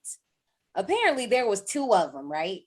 And they're in Principal Hembry's office getting expelled for the murders. Now, chronologically, y'all know at D180, if movies do some dumb shit where it's like scene to scene and back to back to back, we put it all in order because we're not doing that. And that's what we did here. But way it happens in the movie, those 2 kids are in the office before Sydney gets attacked in the bathroom. But one of those, the kid that attacked Sydney in the bathroom is supposed to be one of the kids that's in the office. Does that make sense? Yeah. Like, because a lot of people are always, so a lot of people are always like, who the fuck was that in the bathroom? Because she just ran from Billy. We just saw Stu. It's not any of them. It's one of them 2 kids that was in the office getting expelled. So it was a prank. Yeah, don't ask me why they was waiting in the bathroom. I think because it's all about Sydney. That's why they waited for her and didn't scare the other 2 girls. But if you look, Stu has khakis on, and that person in the bathroom has dark blue jeans on, and Billy didn't have dark blue jeans on. And like I said, she just ran from him. So how the fuck he get in the bathroom that quick? He can't crawl through that vent. That's not how that works. But yeah, it was one of those kids. And I just think the editing didn't help here because you see the 2 kids in the office, but also there's a deleted scene when Sydney runs through the halls and all those faculty members just watch her run through the hall. She runs into the principal's office and tells them that she just got attacked. And that's when they bring the 2 in the office and expel them. So for some reason that editing is weird. And I had to, if they would have edited that better, it would have been a good foreshadow for the fact that there was 2 killers. Exactly. And that's what I'm saying. Like, that's why I think that's why so many people are like, well, who the fuck was that in the bathroom? Because that scene is cut so weird. Due to the dumbassness by those 2 boys, on top of the pile of murders, school is canceled and, soon a curfew is set in Woodsboro, meaning we should have a party because what else is there to do? Stu invites Tatum and Sydney, then asks them to bring some goodies. And as the student body and faculty leave the school temporarily abandoned, there's only Principal Hembry and Fred the janitor. This might be the wrong move as the principal is stabbed to death by Ghostface while in his office. I already mentioned Wes's cameo, so we ain't got to talk about it, but it's super cute. It's a super cute blooper of him like mopping the floors, but he actually slips in the water, and I was like, oh no, but he was okay. The part of the principal wearing the mask is a little weird because I think they tried to like make him a red heron because, and it was heron. I don't know why it's heron, but when he pulls out the Katie scissors, Heron, yeah, right, Mary Heron. When he pulls out the scissors and it's like making the shing, shing, shing noise, I'm like, why did we give him all of this? And why would he be killing? Because the only reason why would he be killing these kids unless like Maureen did something to him, but that's just a lot, Maureen. Jesus. He tired of their asses. Okay, honestly. Maureen was a slut. What can we say? Oh my God, we forgot to mention that line. Maybe she's a slut, just like her mother. And we also get the her bubble butt boyfriend, and that has followed me forever. Yeah, because why was that a bad thing? Icon. Why was we? Thank you. But I also think that's another queer illusion. That's such a queer terminology, and I think she was calling him queer. But that's just my interpretation of it. But the Principal Fonz getting his dying, I agree. The red herring thing, getting his dying, because Scream does it 10 times worse, 10 times more as the sequels progress. Like everybody's a red herring. Yes, everybody's a red herring. Literally, to the point where, and I don't think they did it. I don't know if they did it with this script or not. Well, no, obviously they did have to do it with the script. But y'all know with all the other scripts, they would never know who the killer was. Like from 2 on, it was like, well, who is it? So everybody's just acting fucking weird because everybody's a suspect. Yeah. But also, y'all know that shot when Principal Henry dies and we get like that little of Ghostface in his eye? The eyeglass. Why did that take 2 hours to shoot? Oh, God.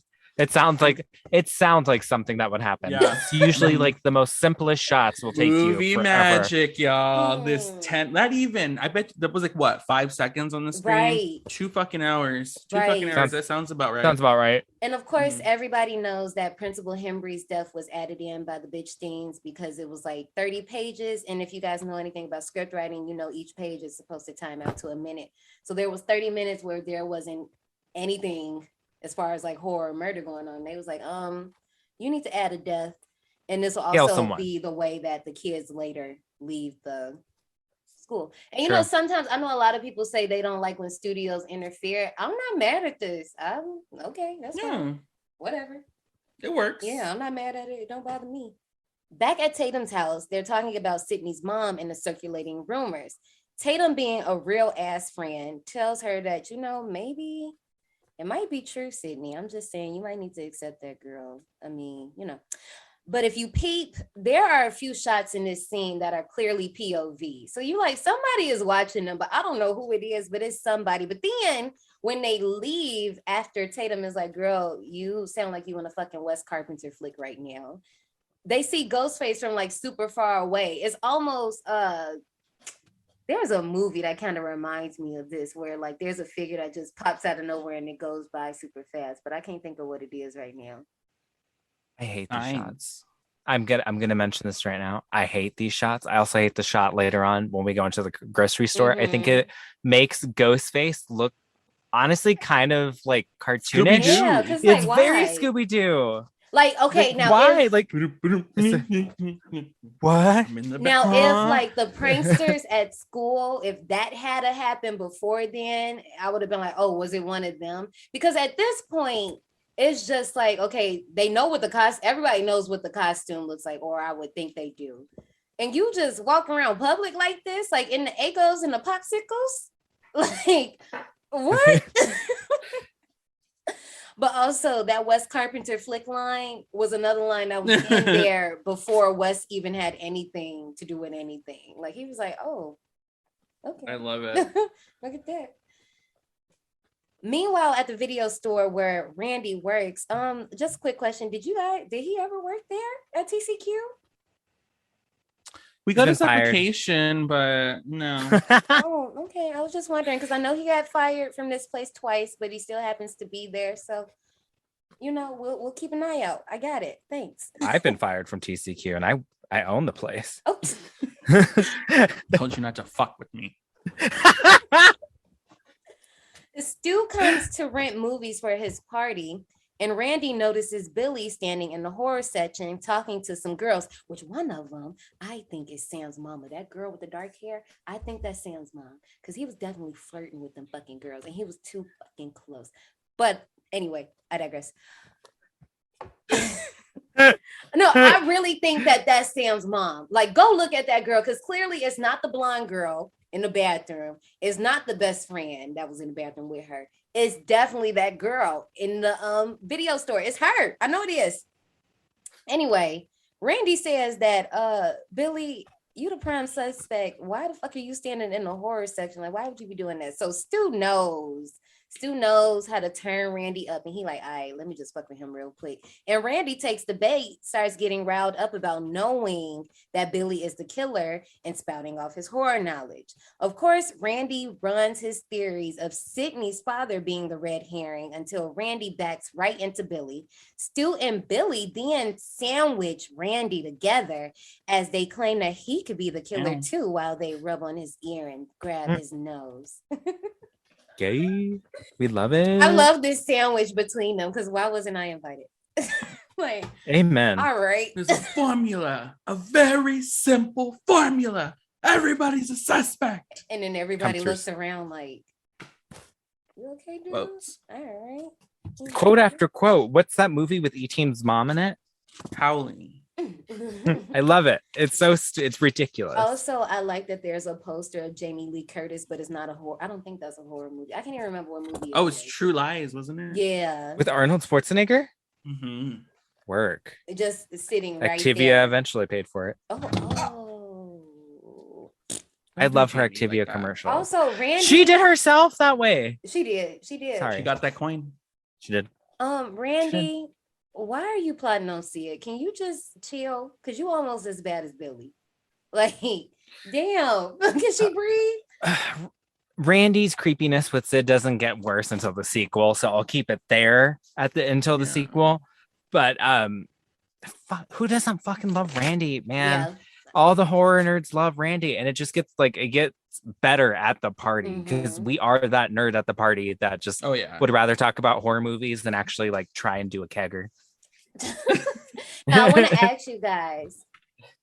I don't know about Brittany, but Johnny and I reviewed a movie in our first season called Final Exam. Have you guys ever seen that movie? No, but I've heard of it. So it came out in 1981. Don't shake your head like that. Well, and you like this character. Why are you shaking your head? But my baby. Yeah, that's what I was talking about. So it came out in 1981, literally not even a year after Friday the 13th, because everybody was jumping on the early slasher kick. Wes Craven saw this movie, and I think Kevin Williamson seen it. I think both of them watched the movie. I can't remember. We talk about it in that episode. But Randy is based off a character in that movie named Radish. That is literally the same person. What the fuck? Radish? Yeah. And who's his mom? Beat? Even in Scream 2, Randy mentions Final Exam before he gets snatched up. But yeah, it's like once you see the movie, you hear it and you're like, oh shit. But yeah, no, definitely check out Final Exam. I don't know if it's still on Tubi. They might have snatched it, but it's one of those movies that's just always on one of the streaming services. It's just always one of the free streaming services. Yeah, it's one of those. Okay. Dewey takes Tatum and Sydney to grab supplies in town with Ghostface in full effect stalking them like we talked about with the popsicles and the Egos. During this, Dewey meets with the sheriff who quit but is back because the phone calls have been traced to Neil Prescott's phone, aka Sydney's daddy, which makes sense considering tomorrow is the anniversary of Maureen's death. So now he's the main subject. But wait a minute, not too fast. Because why do we get a close-up on the sheriff's boots, which looks like the same boots that we saw in the bathroom, which is why I think they cut that scene weird. But it was just like, now you're making it more confusing. Don't do that. Because is it him? Is it not him? Why are we closing up on these boots? You're a red herring. Everybody's a red herring. Honestly. Everybody's a suspect. I do like this scene where there's like a contrast between Sheriff Burke and Dewey. Like Sheriff Burke keeps taking... That's not his name.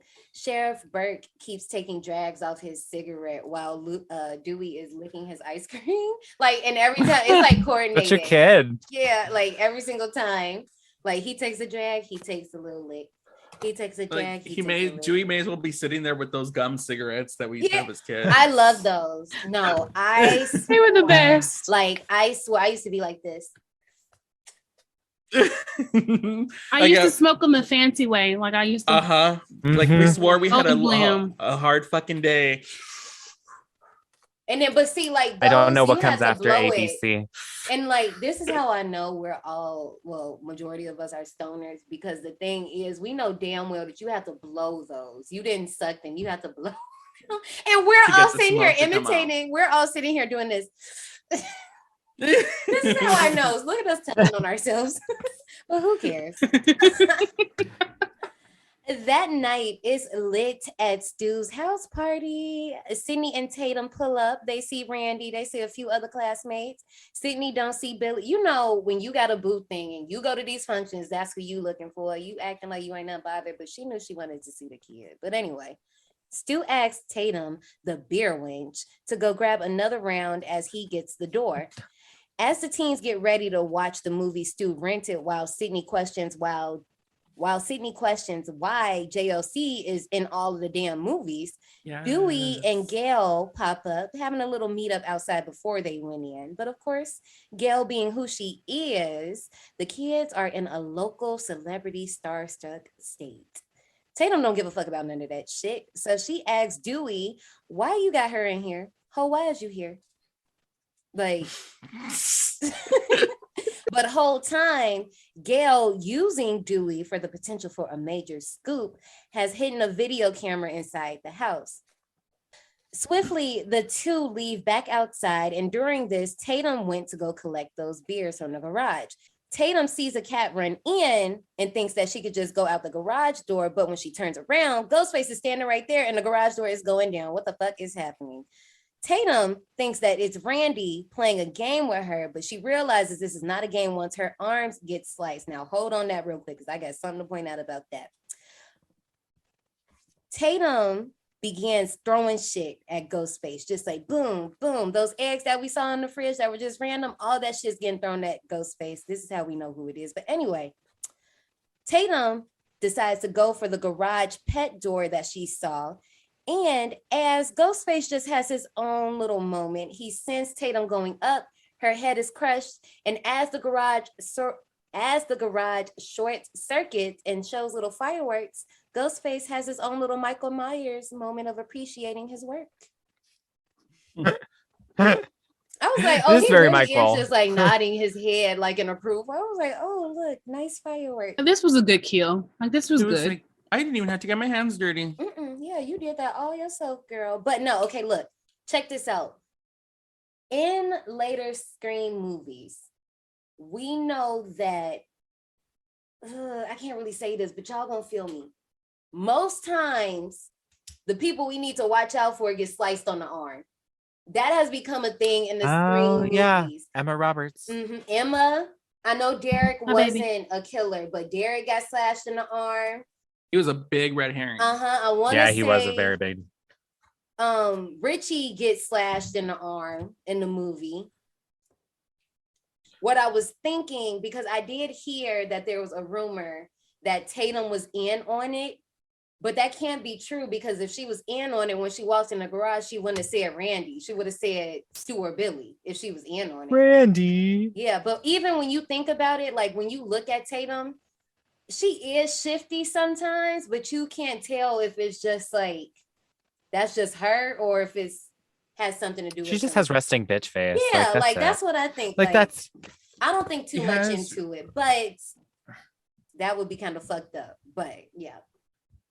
She has resting bitch face and naturally hard nipples, because when she goes into the garage, her nipples come into the garage before she does. And you know what? Like nipples, me too. Areolas, breasts, then face. I'm not gonna hold you. You know what? Me too. It's okay. Like Jessica Rabbit said, I'm not bad. I'm just drawn that way. And that's all that Tatum was. I love it. She was drawn that way. That's all. It was this cold. I love it. Iconic for me. This scene is, she is the moment. She is the moment. This is the moment. But wait, no, because in my notes, why was Tatum's wardrobe so basic? Because y'all literally just put her in the same outfit. No, I don't agree with that. But look, no. Check this out. When we first met Tatum, she has the blue jean jacket, the neon shirt, and like it's not the same skirt, but it's an orange colored skirt. It's like the same vibe. Then she has the Johnny Depp outfit. We love that outfit. But then when she dies, she has that neon shirt on again and just a different orange skirt. And I like this one because when you think about it, we just brought up the titties. I think they subtly tell you that Tatum is the promiscuous friend by all the shots that they give her. Because subtly. Besides the titties. But they said the titties wasn't on purpose. They just said it was real cold that night and they just couldn't do nothing about it was that. on purpose. No. Where's the ice, boy? Bring the ice. When Tatum runs towards the door before she runs the other way, there's this shot right on her ass, but that skirt design is like a spiral. You were gonna say areola. Yeah, no, on her, like right on her butt, but the skirt is a spiral design, so it's like a target, so you can't help but look right at it. And the shot does like this, like ass, like that, like like if you guys seen it, you know what I'm talking about. But no, that was the same damn outfit. They just changed the skirt. I mean, it was just, I think one, it was easier to staple her ass to the door with. That's step one. Two, it kind of looked like Drew's outfit. So it was a callback of "You Gonna Die, Bitch." So that's why they made him look kind of similar. And a sweater. I said kind of similar. I didn't say they were identical. Similar. They gave him a little, That is nowhere near similar. That's a reach. You're reaching. It was giving 1960s Sharon Tate, Adrienne Barbeau. I'm not like, saying the style wasn't cute. I'm not saying that. I'm just saying came back with y'all the could have at vengeance in the least 90s. y'all could at least gave her a different color shirt, and I would have blessed it. But y'all literally put this baby in the same color. The turtleneck is iconic. It was the nipples. But they put we didn't get any TNA in this movie, so all we got were some nipples through the shirt. And I'm fine That's with it. that. That's all we got. The nipples are the eyes of the face. But I don't like hate you. I don't like when she gets stuck in the door that her body is twitching. One way, if you want to get me with a kill, let the body twitch afterwards. Just like in Scream 2, when that one guard gets it and he's on top of the car and his hand is still twitching, bitch, that's the way to get me. Because no, poor Tatum. Poor girl. I always think of Scary Movie. Like, oh, Kitty, you scared me. Oh my God, Horsey, you scared me too. Like, please, I'm just a day player. It gets me every time. This is like the one death where I'm like, but I love it in like the fact that they went for it. It's like, yeah, she did die by a garage door. Why not? I mean, but at least she fought though. She fought. Like she did not. She threw those 40s like she's been chucking them for years. Like, she knew what she was doing.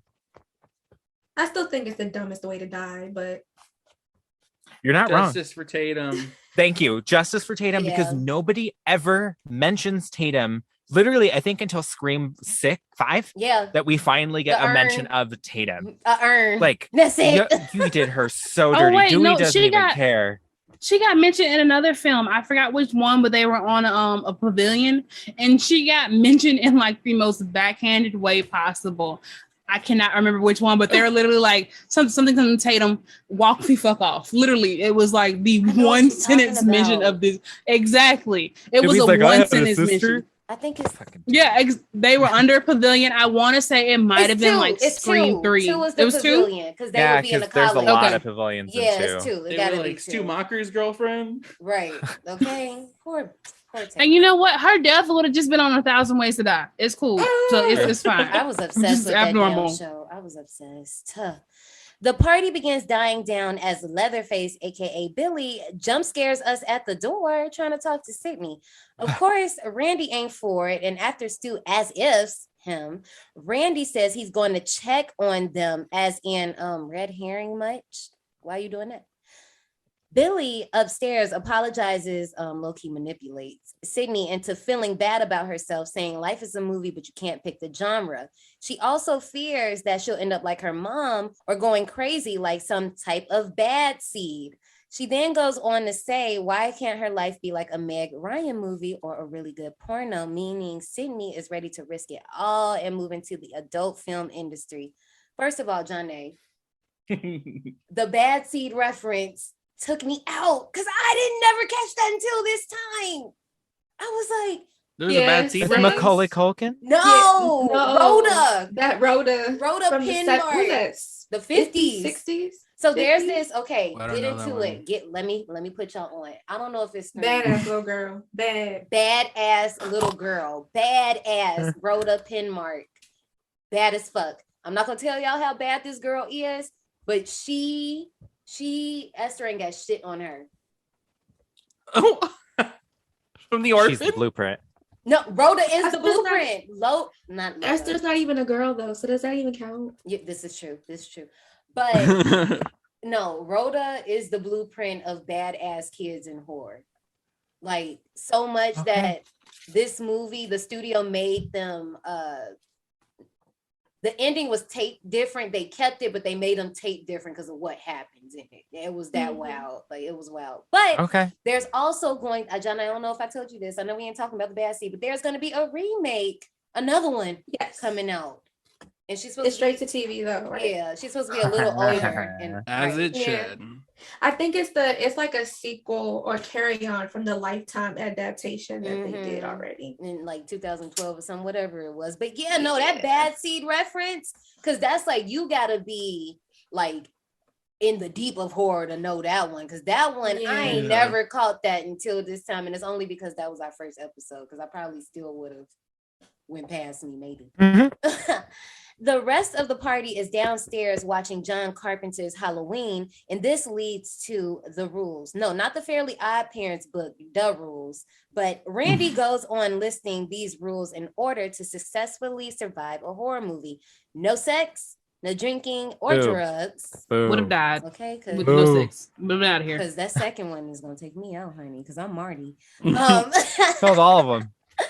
And never say I'll be right back. Stu, always playing too goddamn much, breaks that last rule. And again, Randy incriminates himself by saying, "Yeah, I'll see you in the kitchen with the knife." Why would you say that out loud? There's a killer. This entire time, Gail is watching from her van with Kenny, and they realize there's a 30-second delay until Dewey pops up asking if she wants to go check on an abandoned car with him. And then Dewey starts being weird too. I thought we can just walk. Why are you being weird to me? All these red herrings. While they're watching Halloween, I don't know if y'all peeped, but I absolutely love this. All the kids, we get the shot of all of them like sitting at the couch. And it's the part where Bob gets stabbed by the knife and everybody does like this. Stu does this. And they kept it. I know y'all couldn't hear me, my people at home, but Stu stares at the camera and like gives like a little sly little wink, telling you that he's like the killer, and Wes Craven let him keep it. Nobody told him to do that. He did it on his own, and Wes just let him keep it in there. There was a lot of things he did on his own that nobody told him that he should be doing. So that doesn't surprise me at all. Icon, love that we're referencing Halloween's 1978, but it gets too fucking meta. And when in Halloween H2O, they reference Scream 2 from 1997. Like it needs to. Yeah, I'm like, y'all gotta keep the stories tight. We love when y'all do it, but don't let it get messy. Yes, y'all being messy. It's very messy. You know, what I appreciated was the fact that they sounded like me on the couch talking about the blood's too red.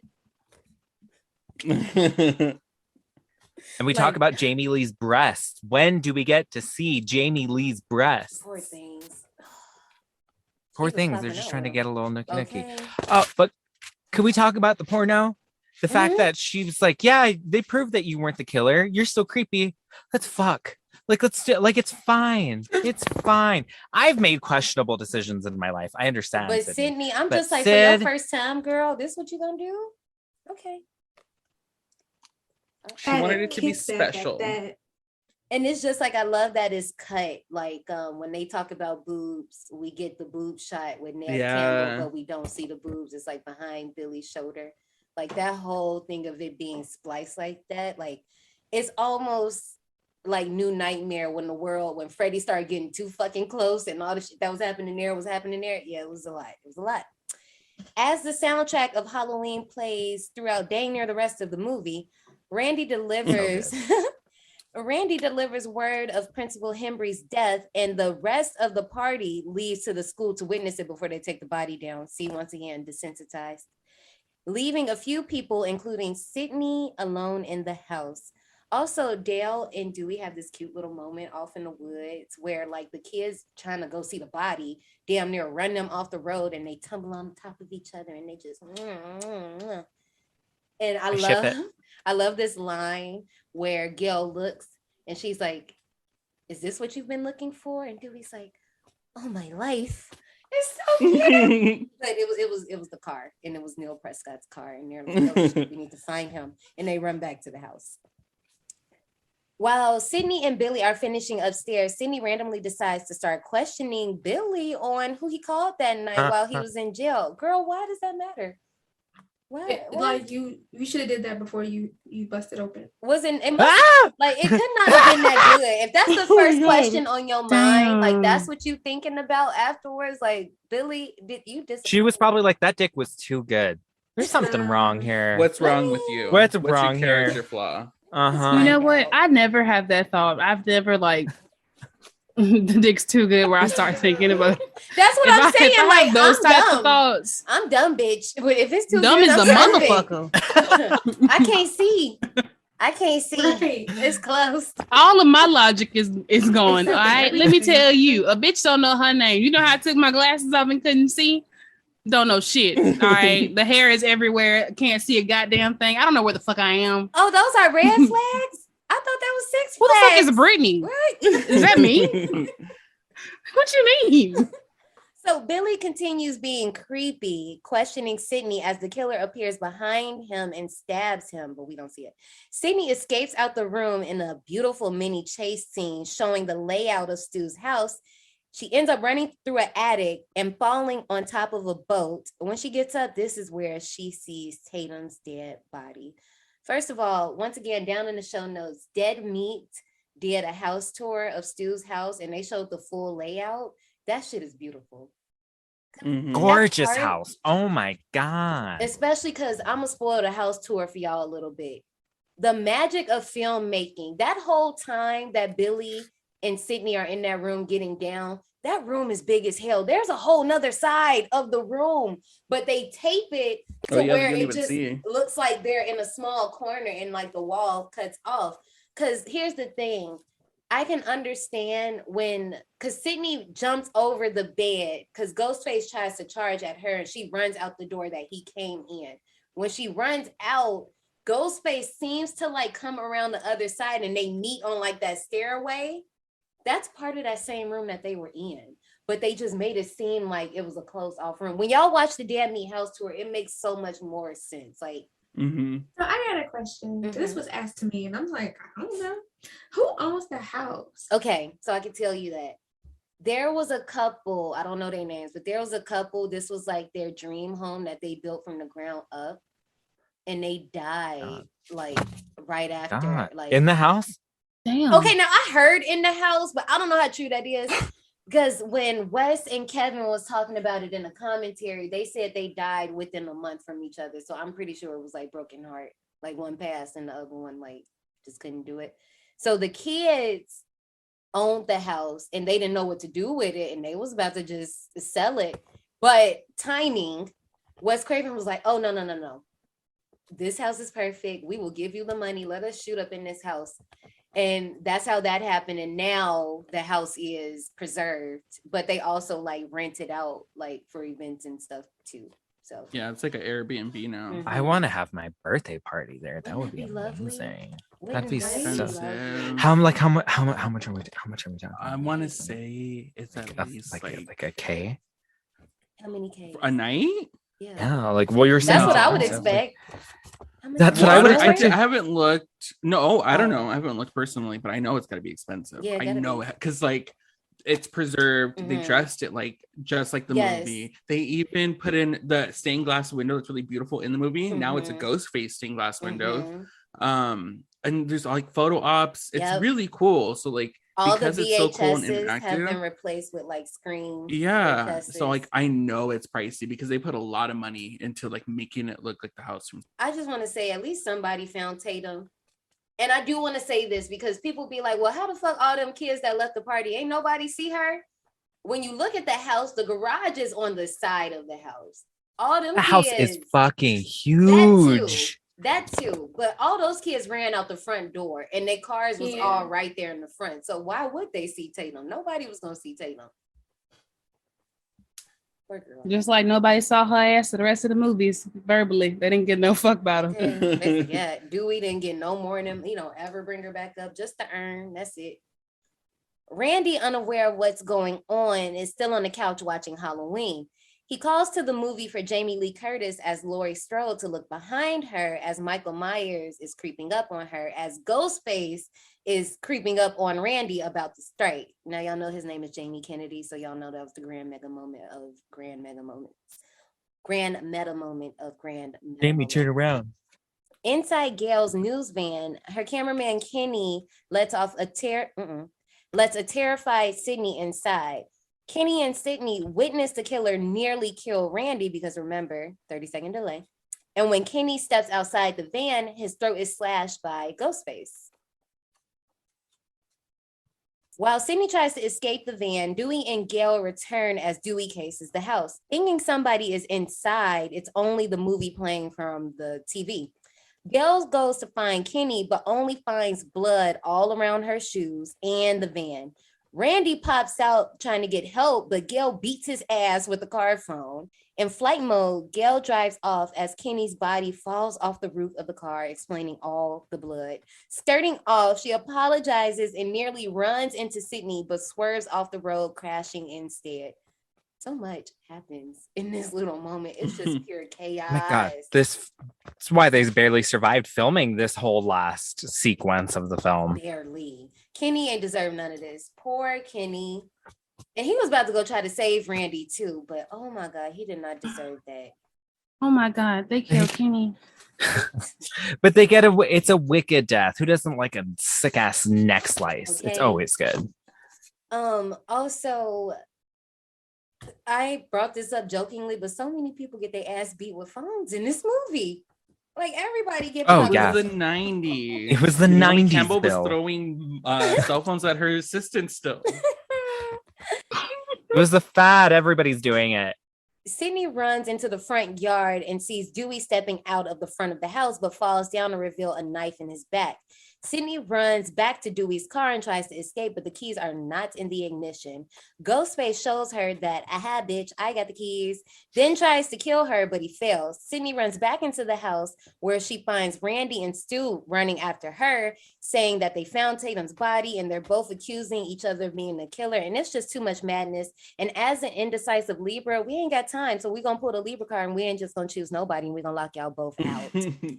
So here's my thing. You would think that Sydney would side with Randy because she saw the killer standing over top of him when she was in the van with the cameraman. But this is part of the reason why we like Sid as a final girl. She, after a certain point, and literally every movie, she's just like, fuck it. I'm over this. I'm over this. I'm over you. I don't want to do this anymore.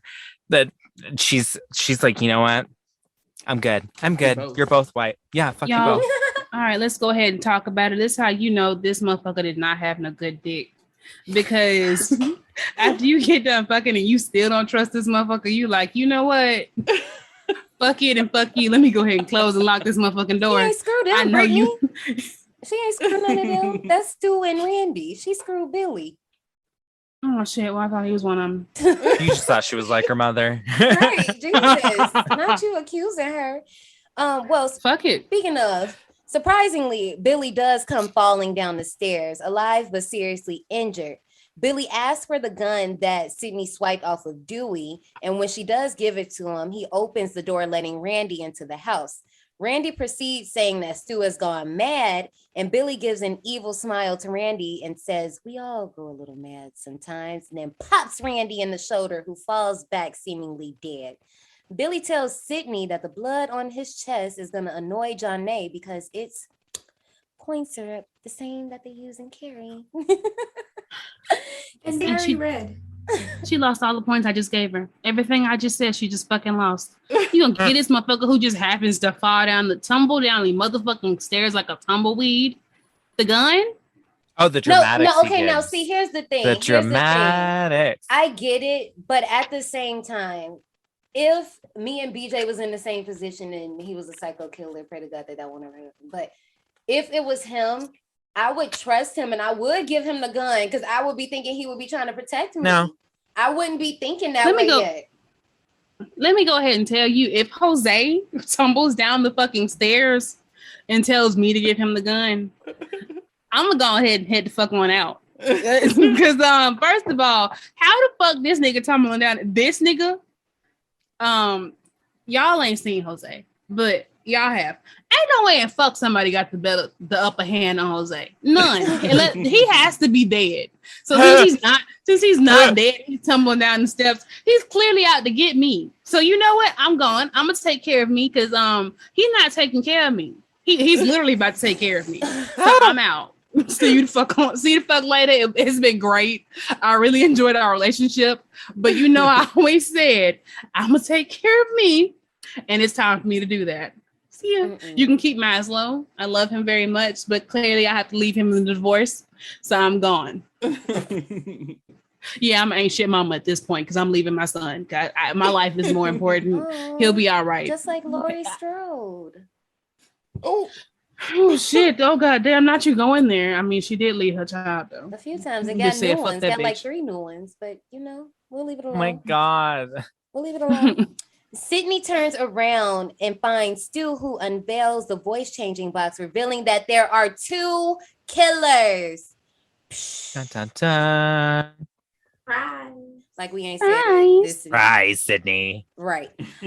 Finally, the truth is revealed. The murders were planned and carried out by Billy and Stu as a means of getting revenge on Sydney's mother, Maureen, for the affair with Billy's daddy that broke the family up. It's also revealed that Billy murdered Sydney's mother and not Cotton Weary, who was convicted of the murder based upon Sydney's testimony. And lastly, Stu and Billy revealed that they abducted Sydney's daddy, and it was his cell phone that they used to make their ominous phone calls. Now, remember, we knew that was a thing, but Sydney didn't know that yet. So they plan to murder Sydney, especially because now she ain't a virgin. Fuck you. Nope, we played that. You lost, baby. I love that line because that's how you clear a bitch. Okay. No, because I would have been on mute after a dude said that to me because you're right. But anyway, they're going to frame her father as the killer by shooting him in the head, saying it was like this murder-suicide thing and that they just got caught up in the rapture and all of that. And because of this, because of this, look, that's their couple name, Stewie. Stu and Billy then stab each other in non-vital places. So it appears, like I said, they were just caught up in the rapture, victims of Mr. Prescott's rampage. Things begin to fall apart, though, when Billy stabs Stu too deeply and he begins to bleed profusely and starts feeling a little woozy here. This entire time, Sydney watches in pure horror and says, "You sick fucks, you've seen one too many movies." Billy screams, and I love the way that he be holding this knife like this. I don't know what it is about this, but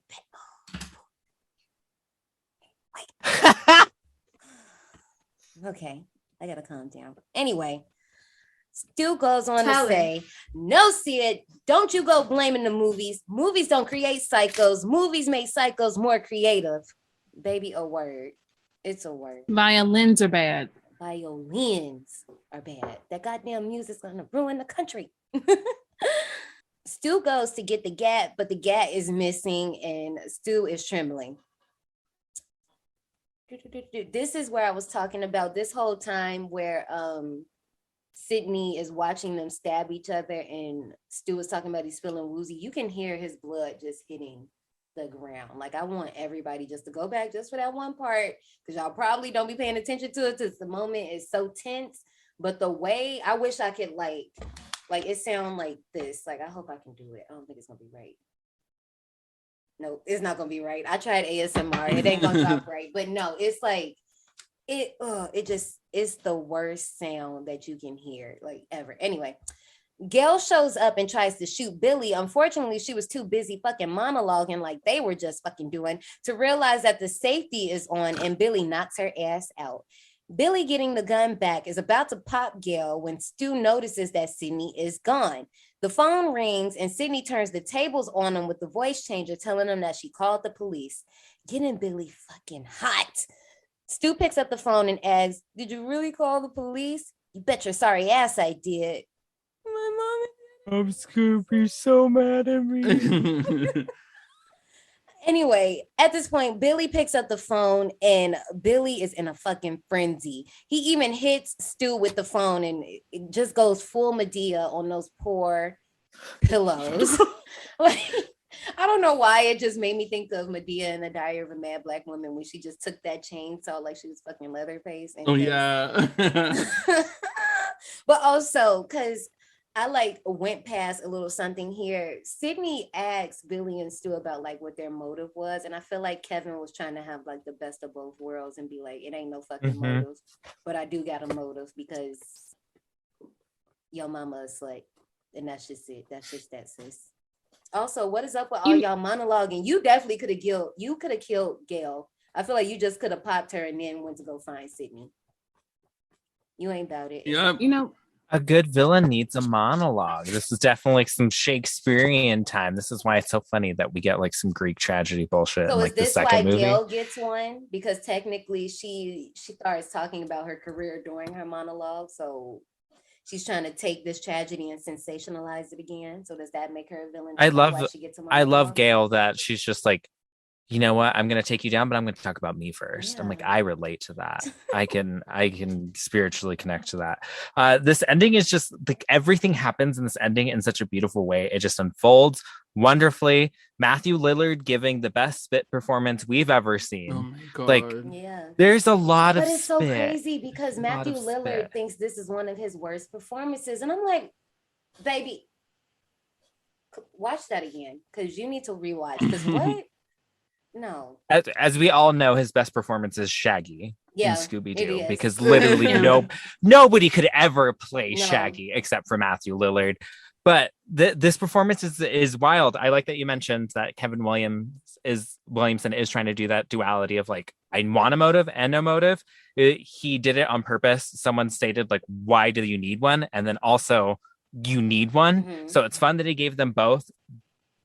Stu's is hilarious to me. But it fits with his This character. is why I mean it fits with his character, but that's why this thing is so queer coded. Like it's not just Stu doing it because he just wants to. It's peer pressure, but because he's in love with Billy. He's doing like, it for. Very much.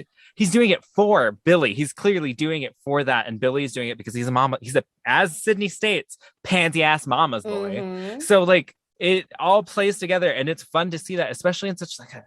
This final part still fucks with me. Like I love this movie, but when they start stabbing each other and going in, that's some fucked up shit. No, it is. That is some crazy shit.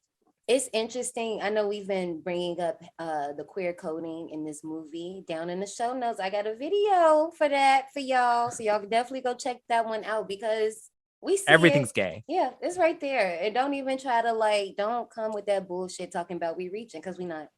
We really not. It's really not. It's right It's really there. not. It's literally right there. If this was me, and there was a time where I had to just, get it all out after I've killed everybody, I would do my monologue after everybody's dead. Or I would just make sure that they were dying or like they were bleeding out. So there was no way they could stop me, but they could still hear me. Or maybe their souls were listening to me while they were floating to wherever they were going whenever they win the religion lottery. All right. All right. But I would make sure to get it all out so they could all listen to me and nobody could stop me. Because that's how you get fucked up, okay? Mm-mm. This is how you get stopped mid-speech. Your cape gets stuck in a fucking airplane propeller. Or some airplane engine, why you would and you stab die. yourself. Why did you stab yourself before you stabbed her? Like you haven't even stabbed her yet. Like why did you stab yourself before? Think your plans through, people. If you're going to inflict Heat of wounds, the you do that moment. shit after. You know who did it well? Emma Robertson. Bye. Okay. You do that shit after everybody else is down for the count. Next. Billy is still looking for Sydney when he gets distracted by Halloween on the TV. Ghostface pops out the closet, stabbing Billy with an umbrella as he collapses on the floor. Ghostface reveals himself to be Sydney, being the one and only time that somebody that was not the killer has donned the Ghostface outfit. Now, real quick, that scream that Billy does when he gets stabbed, that shit was real.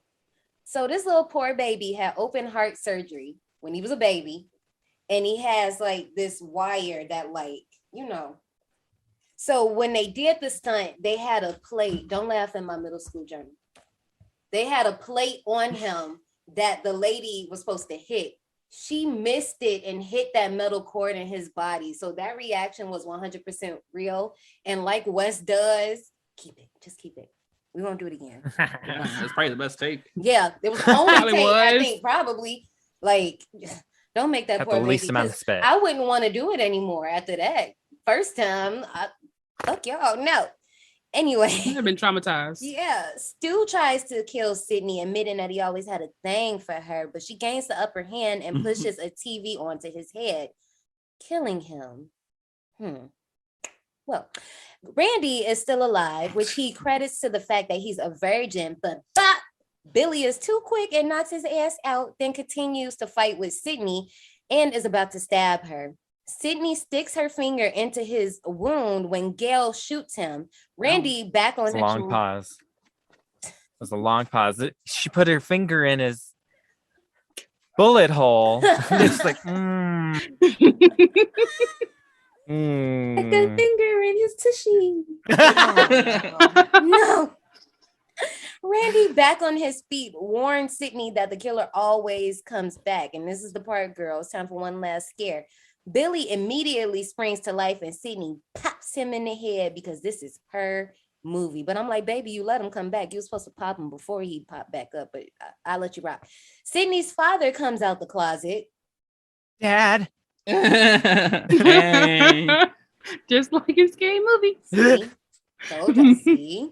It's right there. It's text. You know how Nightmare on Elm Street 2, Freddy's Revenge was like, it's subtext? No, this is text. This is text. Okay, it's there. It's there. Anyway. It's in rainbow font. Dewey is carried away on a stretcher, alive and conscious. Gail has a new Gail ain't shit. How the fuck you get a new cameraman that quick? Who did you call? Who do you know, sis? She has them on rotation. Okay. She got the bitches on standby. Okay. She really does. Considering the way she treated Kenny, she probably like keeps them on rotation because they can't handle being on call with her. Probably not. With her new cameraman, she makes an impromptu report on the events of the previous night as the authorities finally arrive on the bloody crime scene. Now, like I said earlier, Wes saved Dewey. He was like, we're just going to take this scene just for shits. We'll see. If we really like him by the end of this, we're going to add this scene. If not, we'll just leave him dead. And it is a tradition they'll keep doing for the rest of the goddamn series. Okay. Oh my gosh. And that was Scream. Woo! What an ending. Listen. What a beautiful bloody ending. You just got Gil It's right an honor. here reporting fucking live. I'm like, girl, with the blood on her lip. Insert yourself in the story. You She better not wanted the lie. sympathy votes. Yeah. You have any Those idea are what this always could do great. for my book sales? Has a news reporter won a Pulitzer? I promise I'm gonna get them sympathy votes. If something ever happens, I will be right the fuck there front and center. Like, hey, this is Brittany, and I just lived through traumatic moment X, Y, and Z. Vote for Brittany. Oh, hell. Make sure to subscribe and like. Subscribe to our Patreon. It's only $3. Let's go right ahead and jump into these. Ratings. Scream got a 5.5 out of 10 on IMDb or Freevee, whoever you want to say. A 43% on Rotten Tomatoes. 2.7 out of 5 on Letterboxd. And 83% of Google users, and I feel like it's always 83 or 84, like this movie. Okay, TCQ, you guys know how we do it here. What do you give, Ray? Why me first? I don't know, because I'm scared. I'm kind of scared too. This is still my number one Scream movie from the franchise. It will always be one forever. I love this movie. It's my number one, and it's not without its flaws, and I'm willing to overlook those flaws. So I would have to give this a 95 out of 100. Okay. That's pretty darn high. It's pretty darn high. Mm-hmm. Samesies though, like 95 tickets for me, please line them up. Like, this movie has its faults. There's things that don't do well, but now that it's like aged quite a bit and it still has that 90s nostalgia, I give it some more passes. It's definitely a 95. Absolutely. It's Wes at his best. Oh, I love that. That was cute. All right, so y'all know how I feel about Scream. I mean, I don't hate the movie. I do like this one. It is number one, but I mean, 4 is battling out for number one spot too. So they're like neck and neck. Not really.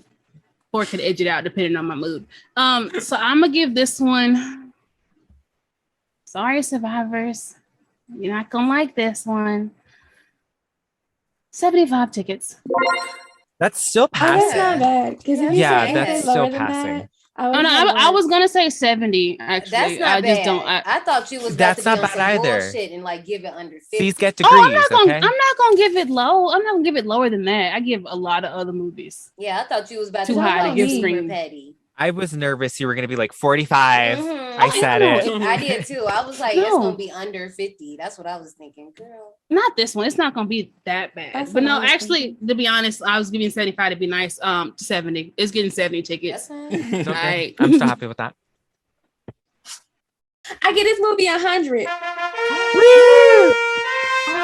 This is my favorite movie. I don't know why you're surprised. No, Ashley. I'm not surprised. It's your first 100 of the season. That's why It is my first celebrating. 100 of this. This is my Oh, first 100 of the wow. season. Yeah. I am very critical.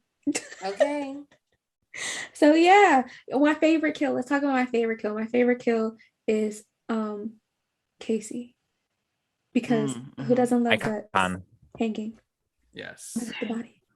You Um, 100 tickets? You guys just won 100 tickets? yes, she did. I did. And she ain't changing it. Rightfully so. And you not No, about no, to, not so. rightfully so. No, Not you rightfully not about so. to- you Go not get about to yourself make like a her cute teddy change. bear at the Right. gift shop. Go get something big, or get like 100 pieces of You- candy.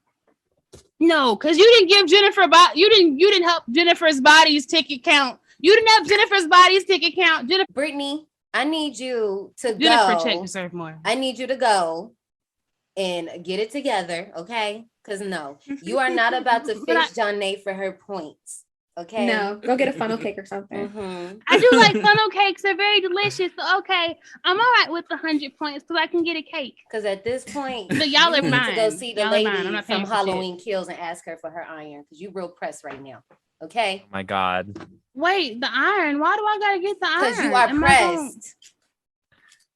Have you seen The Walking Dead? Oh, I about to say you're gonna get Negan to put it on my face.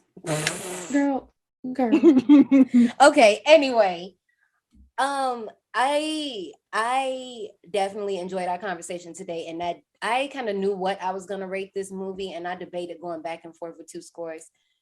And I was trying to figure out was I capping or not. But after this conversation, I knew I was gonna get what I wanted. The research that I did, the new things that I learned, the rumors that I dispelled on y'all ass, because y'all been feeding me them lies. I'm gonna agree with my babies, Nick and Ray, and I'm giving it a 95 too, boo. Yeah. And true. Period. So with that being said, we're gonna go right ahead and step into the souvenir shop. Thanks for riding. Before you go, take a detour into the souvenir shop. We talked about this already, but my souvenir is bring back the bloody mask. I want it. Bring it back, please. Thank you. That's my contribution. I want a Casey Becker wig. Now. Oh yeah. And then we could get knockoff Malignant ones, like the Sydney in that movie. So we can have the Casey, and then we can have the knockoff Sydney. That's what we'll do. Okay, y'all. I got two souvenirs. One's a bullshit one and then one's a serious one. I'm gonna start with the bullshit one. The bullshit one that I'm slightly serious about is a Funko Pop of Jill for Scream.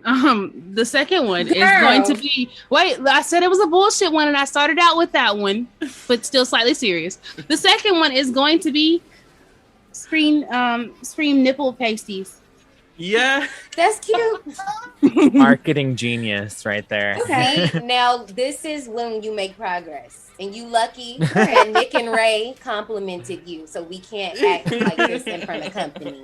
See, I acted fine in front of company today. I wasn't even wilding because I forgot what episode it was, but when I was lewd the entire episode, I think this was pretty decent. I'm gonna like co-sign Nick's Casey Becker wig recommendation. It's the bangs for me. It's the It's bangs. the bang. well, here's the thing. Y'all know we at the end of the episode. It's the last episode of the month, so you know what that means. But I'm gonna do it a little different this time. All right, forget Hot Girl Summer, okay? We're above that. We're doing better than that. We're one-upping it. Next month's theme is going to be Final Girl Summer. Survivors, Final Girl y'all Summer. are not ready for Final Girl Summer. We surviving out here. What? Hot weather, skimpy shorts, torn Bikinis. tees, blood, scrunchies, screaming, falling axes, down, jumping into lakes, bouncing boots, y'all are not ready. chasing, gratuitous nudity, all of it. All types of nipples. All types. Free the nipples. All the nipples. All shapes and sizes. So we are all bringing aerials it in are hot. welcomed. Here's the thing, Bringing it in hot with survivors. Final Girl Summer. Our list, we can't release the list yet because it's not finalized, because we need your help. We need you under the post, under this post that says new episode with the poster art and all that shit. We need you to go under there and tell us who your favorite final girls is. Who or are, that's not right grammar. But who do you want us to cover? Like, my favorite girl is Nancy. So you best to believe we probably gonna see Nancy. I don't know. We gotta see. John might want to see Lori. Brittany is chaotic and just be trying to bring anybody in this goddamn part. That's not true. You They all be should have seen our thriving. text thread this week. Okay, I'm like, reel it back, pull it back. My babies, Nick and Ray, tell me about y'all favorite final. Who y'all feeling? Who would y'all like to see up in the park? We talked about her today, Sid, so I'm glad I got to be here with y'all. Sid's one She of my had to all-time she had to faves. jump it off. That's why we put her in this category, because we was gonna talk about Sydney, and I was like, yeah, we gonna put her here so she can jump off the summer for the grand. I'm also down for Erin from Your Next. Not enough people rep Erin from I Your love the Aussie bitch. Now we brought up We Erin. love a girl from the we Down did bring Under. up Erin, but we got something better for her. But we brought her up though. Ooh. And Jamie Lee forever. Always. Jamie Lee forever. Jamie Lee is always my number one. Literally girl. in anything. Prom night, Terror Train, Halloween, Halloween 3, Season of the Witch, where she's just an announcer girl. Right. We're here for it. Johnny, is you in this damn night? Because at first, why did you wave it around like a flag? Because the original. The original Michael. Okay, now first of all, okay, Tony signed it, but girl, when you slid that slip off, I thought you was trying to do like Matthew Lillard when he wiped the blood. Matthew Lillard. I'm forever going to say that. Thank you for this trip to the no park. problem. I will forever say Matthew Lillard. Matthew Lillard. No problem, literally no problem. First of all, before you guys go, I just have to say thank y'all so freaking much. This episode would not have been this episode if y'all didn't jump on the track. Thank you so much for having us. I've been so excited to visit the park. It's everything you think and more, everybody. I love it. Love it. Thank We you, have Lee passes. Ray. We bonded. We trauma bonded. Yay! Okay, now we know that Brittany, like, okay, because we was like, damn, Brittany, don't you scare them away. I was on my best worst behavior, and y'all There you don't go. understand. There's levels to this shit. when I say Brittany can go and we let her sometimes, and something, girl, yes. But before you dip out one more time, y'all can go down to the show notes and see where you can get at TCQ, but I'm gonna let them holler at you one more time. You guys can plug yourself. We just finished season 3, so we're on our off season Two. right now. Season We 2. just I keep finished doing that. season 2. Yeah, we just finished season 2, so we're on our off season. We're gearing up for season 3. But you can catch us on Instagram at the Carpenter Queens. Our Twitter is at Carpenter Queens because we couldn't afford the. You can find us on any streaming site under the Carpenter Queens. We can call you too, can't we? Oh, yes, you can. Please call into the store. We're hoping to include it more and more. You can find the link on our Instagram. Once again, at the Carpenter Queens. Plug everything. No, literally plug Way out. everything. When I'm telling y'all, if y'all sleep on TCQ, I don't know why. As much as we talk about them, like y'all should listen to them just as much as y'all listen to us. I'm telling you, get into it, yeah. Okay. Please come check out the video store. Come and visit us. Go visit the Red Room. Yes, the Red Room is always open. Show you where to go. I feel like Brittany gonna live in there. Listen. Survivors, you can keep up with us on any of our socials at D180 Podcast on IG, Twitter, TikTok. Y'all know we done plugged this Patreon so many times. Y'all saw the shout outs. Y'all know they felt special. You want to feel special? Come join us. Anyway, we'll see you next time when we get into the theme Final Girl Summer. But if you want to know what that summer is gonna, that's not a fucking word. If you want to know what's all gonna go into this Final Girl Summer, you gotta go on them socials. Let me drive a boat. Final Girl Summer. Yeah. Hey. Yeah, cause come join us. You'll float too. Join us, Michael. One of us. But Who woke up for one of us? Good night, survivors. Bye, bye, bye, bye, bye. Bye, survivors. I'll see you soon.